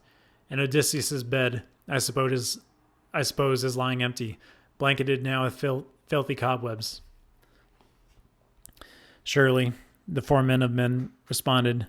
She's still waiting there in your halls, poor woman, suffering so, her life in endless hardship, wasting away the nights, weeping away the days. With that, he took the bronze spear from the boy, and Telemachus, crossing the stone door sill, went inside the lodge. As he approached his father, Odysseus rose to yield his seat, but the son, on his part, waved him back. Stay where you are, stranger. I know we can find another seat somewhere, here on our farm, and here's the man to fetch it. So Odysseus, moving back, sat down once more. And now for the prince the swineherd strewed a bundle of fresh green brushwood, topped it off with sheepskin, and there the true son of Odysseus took his place. Eumaeus set before them platters of roast meat, left from the meal he'd had the day before. He promptly served them bread, heaped in baskets, mixed their hearty wine in a wooden bowl, and then sat down himself to face the king. They reached for the good things that lay at hand, and when they'd put aside desire for food and drink, Telemachus asked his loyal serving man at last, Old friend, where does this stranger come from? Why did the sailors land him here in Ithaca? Who did they say they are? I hardly think he came this way on foot. You answered him, Eumaeus, loyal swineherd. Here, my boy, I'll tell you the whole true story. He hails from Crete's broad land, he's proud to say, but he claims he's drifted round through countless towns of men roaming the earth, and so a god spun out his fate. He just now broke away from some Thesprotian ship and came to my farm. I'll put him up in your hands. You tend to him as you like. He counts on you, he says, for care and shelter. Shelter, O Eumaeus, Telemachus replied. That word of yours, it cuts me to the quick. How can I lend the stranger refuge in my house? I'm young myself. I can hardly trust my hands to fight off any man who rises up against me. Then my mother's wavering, always torn 2 ways. Whether to stay with me and care for the household, true to her husband's bed, the people's voice as well, or leave at long last with the best man in Achaea, who courts her in halls, who offers her the most. But our new guest, since he's arrived at your house, I'll give him a shirt and cloak to wear, good clothing, give him a 2-edged sword and sandals for his feet, and send him off, wherever his heart desires. Or, if you'd rather, keep him here at the farmstead, tend to him here, and I'll send him the clothes and full rations to keep the man in food. He'll be no drain on you and all your men. But I can't let him go down and join the suitors. They're far too abusive, reckless, no limits. They'll make a mockery of him. That would break my heart. It's hard for a man to win his way against the mob, even a man of iron. They are much too strong. Friend, long-enduring Odysseus stepped in. Surely it's right for me to say a word at this point. My heart, by God, is torn to pieces hearing this. Both of you telling how these reckless suitors there in your own house, against your will, plot your ruin, a fine young prince like you. Tell me, though, do you let yourself be so abused, or do people round about, stirred up by the prompting of some god, despise you? Or are your brothers at fault? Brothers a man can trust to fight beside him true, no matter what deadly blood feud rages on. Would I were you, to match my spirit now, or I were the son of great Odysseus, or the king himself returned from all his roving, there's still room for hope. Then let some foreigner lop my head off if I failed to march right into Odysseus's royal halls and kill them all. And what if I went down, crushed by their numbers, I fighting alone? I'd rather die, cut down in my own house, than have to look on at their outrage day by day. Guests treated to blows, men dragging the serving women through the noble house, exploiting them all, no shame. And the gushing wine swelled the food squandered, gorging for gorging's sake, and the courting game goes on, no end in sight. You're right, my friend, sober Telemachus agreed. Now let me tell you the whole story first to last. It's not that all our people have turned against me, keen for a showdown, nor have I any brothers at fault. Brothers a man can trust to fight beside him, true, no matter what deadly blood feud rages on. Zeus made our line a line of only sons. Archesius had only one son, Laertes, and Laertes had only one son, Odysseus. And I am Odysseus' only son. He fathered me, he left me behind at home. And from me he got no joy. So now our house is plagued by swarms of enemies. All the nobles who rule the islands round about, Dulichion and Sami, and wooded Zacynthus too. And all who lord it in rocky Ithaca as well, down to the last man they court my mother, and they lay waste my house. And mother, she neither rejects a marriage she despises, nor can she bear to bring the courting to an end, while they continue to bleed my household white. Soon, you wait, they'll grind me down as well. But all lies in the lap of the great gods. Eumaeus, good old friend, go quickly to wise Penelope. Tell her I'm home from Pylos safe and sound. I'll stay on right here. But you come back as soon as you've told the news to her alone. No other Achaean must hear. All too many plot to take my life. I know, you assured your prince, Eumaeus, loyal swineherd. I see your point. There's sense in this old head. One thing more, and make your orders clear. On the same trip do I go and give the news to King Laertes too? For many years, poor man, heartsick for his son, he'd always keep an eye on the farm, take his meals with the hired hands whenever he felt the urge to.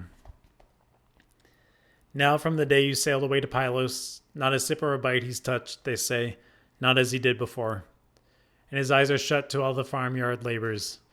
Huddled over, groaning in grief and tears, he wastes away. The man's all skin and bones. So much the worse, Telemachus answered firmly. Leave him alone. Though it hurts us now, we must. If men could have all they want, free for the taking, I take first my father's journey home. So you go and give the message, then come back. No roaming over the fields to find Laertes. Tell my mother to send her housekeeper, fast as she can, in secret. She can give the poor old man the news. That roused Eumaeus. The swineherd grasped his sandals, strapped them onto his feet, and made for town. His exit did not escape Athena's notice. Approaching closer, now she appeared a woman, beautiful, tall, and skilled at weaving lovely things. Just at the shelter's door she stopped, visible to Odysseus, but Telemachus could not see her, sense her there.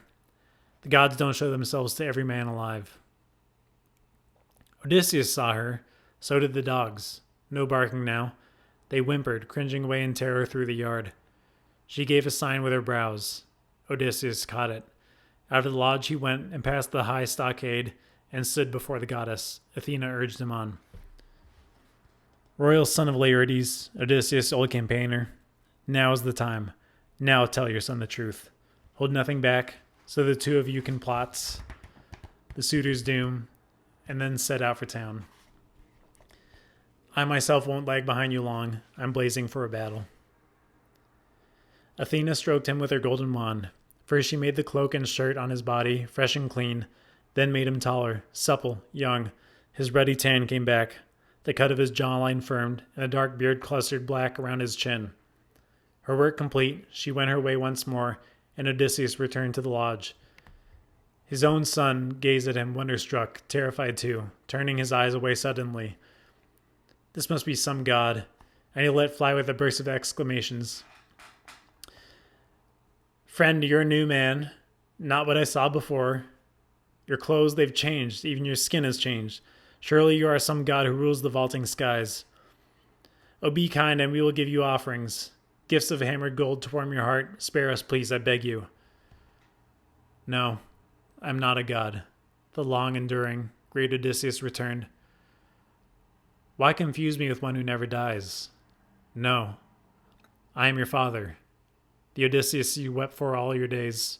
You bore a world of pain, the cruel abuse of men. And with those words Odysseus kissed his son, and the tears streamed down his cheeks and wet the ground, though before he'd always reined his emotions back. But still not convinced that it was his father, Telemachus broke out, wild with disbelief. No, you're not Odysseus, not my father. Just some spirit spellbinding me now, to make me ache with sorrow all the more. Impossible for a mortal to work such marvels. Not with his own devices, not unless some god comes down in person, eager to make that mortal young or old like that.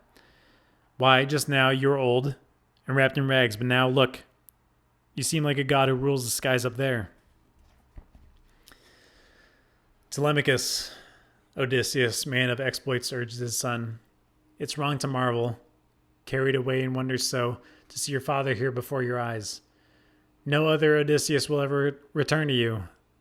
That man and I are one, the man you see. Here, after many hardships, endless wanderings, after 20 years, I have come home to native ground at last. My changing so? Athena's work. The fighter's queen. She has that power. She makes me look as she likes. Now like a beggar, the next moment a young man, decked out in handsome clothes about my body. It's light work for the gods who rule the skies to exalt a mortal man or bring him low.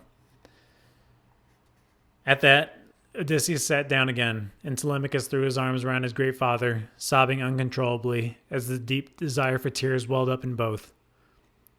They cried out, shrilling cries, pulsing sharper than birds of prey. Eagles, vultures with hooked claws, when farmers plunder their nest of young too young to fly.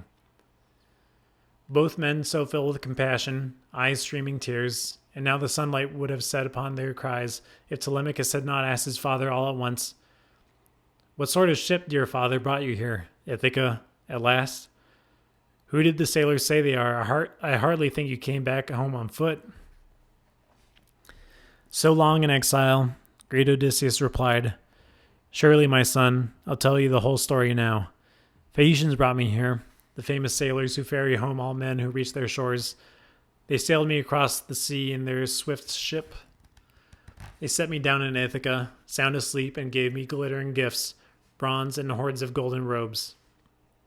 All lie stowed in a cave, thanks to the gods' help, and Athena's inspiration spurred me here for now, so we could plan the slaughter of our foes. Come, give me the full tally of these suitors. I must know their numbers, gauge their strength. Then I'll deploy this old tactician's wits, decide if the two of us can take them on, alone, without allies, or we should hunt reserves to back us up." "Father," clear-headed Telemachus countered quickly, "all my life I've heard of your great fame, a brave man in war and a deep-minded counsel, but what you say dumbfounds me, staggers imagination. How on earth could two men fight so many and so strong? These suitors are not just 10 or 20, they're far more. You count them up for yourself now, take a moment. From Dulichion, 52 of them, picked young men, 6 servants in their troop. From Sami, 24. From Zacynthus, 20 Achaeans, nobles all, and the 12 best lords from Ithaca itself. Medon the heralds with them, a gifted bard, and 2 henchmen skilled to carve their meat. If we pit ourselves against all these in the house, I fear the revenge you come back home to take will recoil on our heads. A bitter, deadly blow. Think, can you come up with a friend in arms, some man to fight beside us, some brave heart?"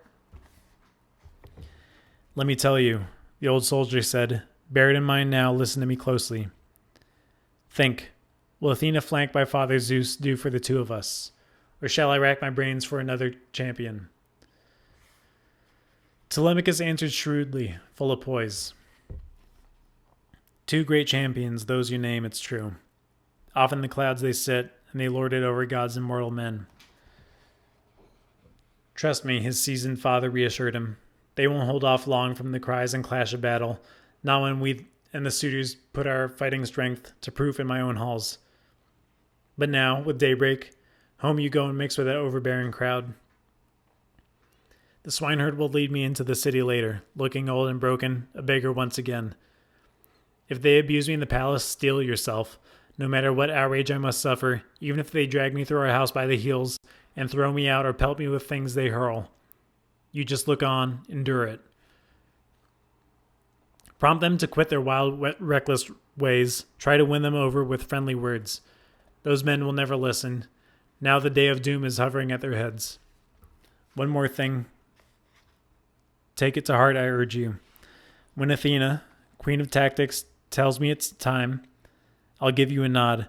And when you catch that signal, round up all the deadly weapons kept in the hall.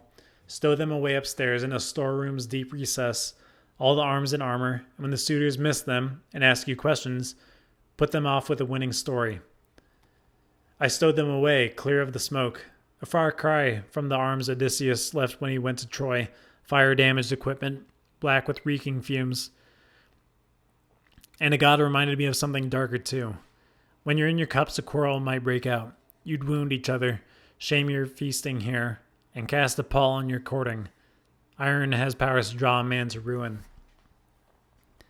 Just you leave a pair of swords for the two of us, a pair of spears, and a pair of ox-hide bucklers right at hand so we can break for the weapons, seize them.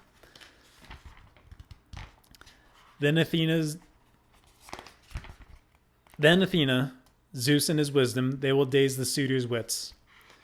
Now one last thing, bear it in mind you must. If you are my own true son, born of my blood, let no one hear that Odysseus has come home. Don't let Laertes know, not Eumaeus either, none in the household, not Penelope herself. You and I alone will assess the women's mood, and we might test a few of the serving men as well. We're the ones who still respect us both, who hold us in awe, and who shirk their duties, slighting you because you are so young. Soon enough, father, his gallant son replied. You'll sense the courage inside me, that I know. I'm hardly a flighty, weak-willed boy these days, but I think your last plan would gain us nothing. Reconsider, I urge you. You'll waste time roaming around our holdings, probing the field hands man by man, while the suitors sit at ease in our house, devouring all our goods.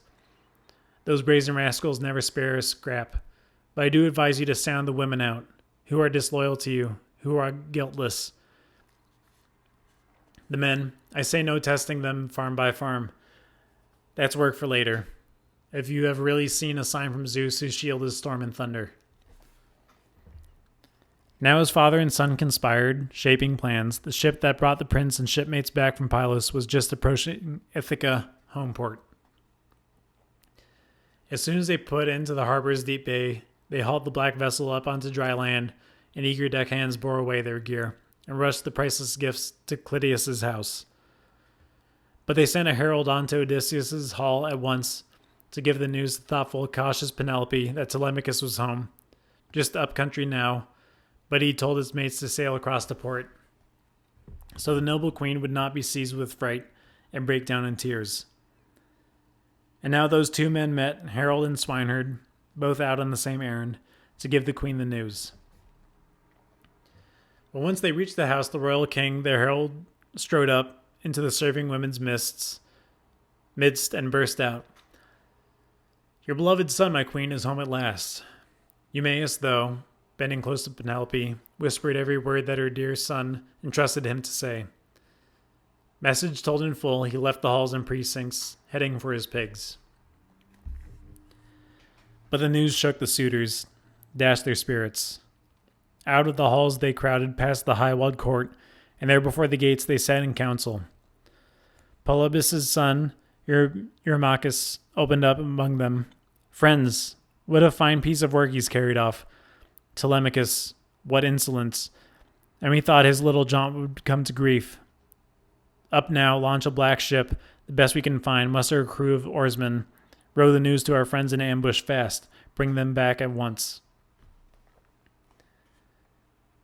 And just then, he'd not quite finished when Antinous, wheeling round in his seat, saw their vessel moored in the deep harbor, their comrades striking sail and hoisting oars. He broke into heady laughter, called his friends. No need for a message now, they're home. Look there. Some god gave them the news, or they saw the prince's ship go sailing past and failed to overtake her. Rising, all trooped down to the water's edge as the crew hauled the vessel up onto dry land, and the hot-blooded hands bore off their gear. Then in a pack they went to the meeting grounds, suffering no one else, young or old, to sit among them. Eupeithes' son Antinous rose and harangued them all. What a blow! See how the gods have saved this boy from bloody death? And our lookouts all day long, stationed atop the windy heights, kept watch, shift on shift, and once the sun went down, we'd never sleep the night ashore, never. Always aboard our swift ship, cruising till dawn, patrolling to catch Telemachus, kill him on the spot. And all the while some spirit whisked him home. So here at home we'll plot his certain death. He must never slip through our hands again, that boy, while he still lives. I swear we'll never bring our venture off. The clever little schemer, he does have his skills, and the crowds no longer show us favor, not at all. So act, before he can gather his people in assembly. He'll never give an inch, I know. He'll rise and rage away, shouting out to them all how we schemed his sudden death, but never caught him. Hearing of our foul play, they'll hardly sing our praises. Why, they might do us damage, run us off our lands, drive us abroad to hunt for strangers' shores. Strike first, I say, and kill him, clear of town, in the fields or on the road. Then we'll seize his estates and worldly goods, carve them up between us, share and share alike. But as for his palace, let his mother keep it, she and the man she weds. There's my plan. If you find it offensive, if you want him living on in full command of his patrimony, gather here no more then, living the life of kings, consuming all his wealth. Each from his own house must try to win her, showering her with gifts. Then she can marry the one who offers most, the man marked out by fate to be her husband. That brought them all to a hushed, stunned silence till Antinous rose to his say among them.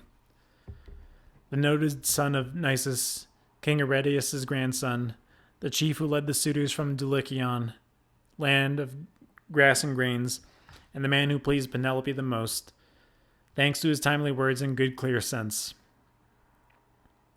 Concerned for their welfare now, he stood and argued. Friends, I've no desire to kill Telemachus. Not I. It's a terrible thing to shed the blood of kings. Wait. Sound out the will of the gods, that first. If the decrees of mighty Zeus commend the work, I'll kill the prince myself and spur on all the rest. If the gods are against it, then I say hold back. So Antinous urged and won them over. They rose at once, returned to Odysseus' palace, entered in and took their seats on burnished chairs. But now an inspiration took the discreet Penelope to face her suitors, brutal, reckless men. The queen had heard it all. How they plotted inside the house to kill her son. The herald Medon told her he'd overheard their schemes. And so, flanked by her ladies, she descended to the hall. That luster woman, once she reached her suitors, drawing her glistening veil across her cheeks, paused now where a column propped the sturdy roof, and rounding on Antinous, cried out against him. You, Antinous, violent, vicious, scheming, you, they say, are the best man in your age in Ithaca, best for eloquence, counsel. You're nothing of the sort. Madman. Why do you weave destruction for Telemachus? Show no pity to those who need it. Those over whom almighty Zeus stands guard. It's wrong, unholy, yes, weaving death for those who deserve your mercy. Don't you know how your father fled here once? A fugitive, terrified of the people, up in arms against him because he joined some Taphian pirates out to attack the Sprotians, sworn allies of ours. The mobs were set to destroy him, rip his life out, devour his vast wealth to their heart's content. But Odysseus held them back. He kept their fury down. And this is the man whose house you waste scot-free, whose wife you court, whose son you mean to kill. You make my life an agony. Stop, I tell you. Stop all this, and make the rest stop too. But Polybus' son, Eumaeus, tried to calm her. Wise Penelope, daughter of Icarius, courage. Disabuse yourself of all these worries now. That man is not alive. He'll never be. He never can be born. Who'll lift a hand against Telemachus, your son? Not while I walk the land and I can see the light. I tell you this, so help me. It will all come true. In an instant that man's blood will spurt around my spear, since time and again Odysseus dandled me on his knees. The great raider of cities fed me roasted meat and held the red wine to my lips. So do me, your son is the dearest man alive, and I urge the boy to have no fear of death, not from the suitors at least. What comes from the gods, there is no escaping that. encouraging all the way, but all the while plotting the prince's murder in his mind. The queen, going up to her lofty well-lit room, fell to weeping for Odysseus, her beloved husband, till watchful Athena sealed her eyes with welcome sleep. Returning just at dusk to Odysseus and his son, the loyal swineherd found they'd killed a yearling pig, and standing over it now, were busy cooking supper. But Athena had approached Laertes' son Odysseus, tapped him with her wand, and made him old again. She dressed him in filthy rags too, for fear Eumaeus, recognized his master face to face, might hurry back to shrewd Penelope, blurting out the news, and never hide the secret in his heart. Telemachus was the first to greet the swineherd. "Welcome home, my friend. What's the talk in town? Are the swaggering suitors back from ambush yet, or still waiting to catch me coming home?" "You," answered the prince, Eumaeus, loyal swineherd. "I had no time to go roaming all through town, digging round for that. My heart raced me on to get my message told and rush back here. But I met up with a fast runner there, sent by your crew, a herald, first to tell your mother all the news. And this I know I saw with my own eyes. I was just above the city, heading home, clambering over Hermes' ridge, when I caught sight of a trim ship pulling into the harbor, loaded down with a crowd aboard her, shields and two-edged spears. I think they're the men you're after, I'm not sure." At that, the young Prince Telemachus smiled, glancing toward his father, avoiding Eumaeus' eyes. And now, with the roasting done, the meal set out. They ate well, and no one's hunger lacked a proper share of supper. When they'd put aside desire for food and drink, they remembered bed and took the gift of sleep.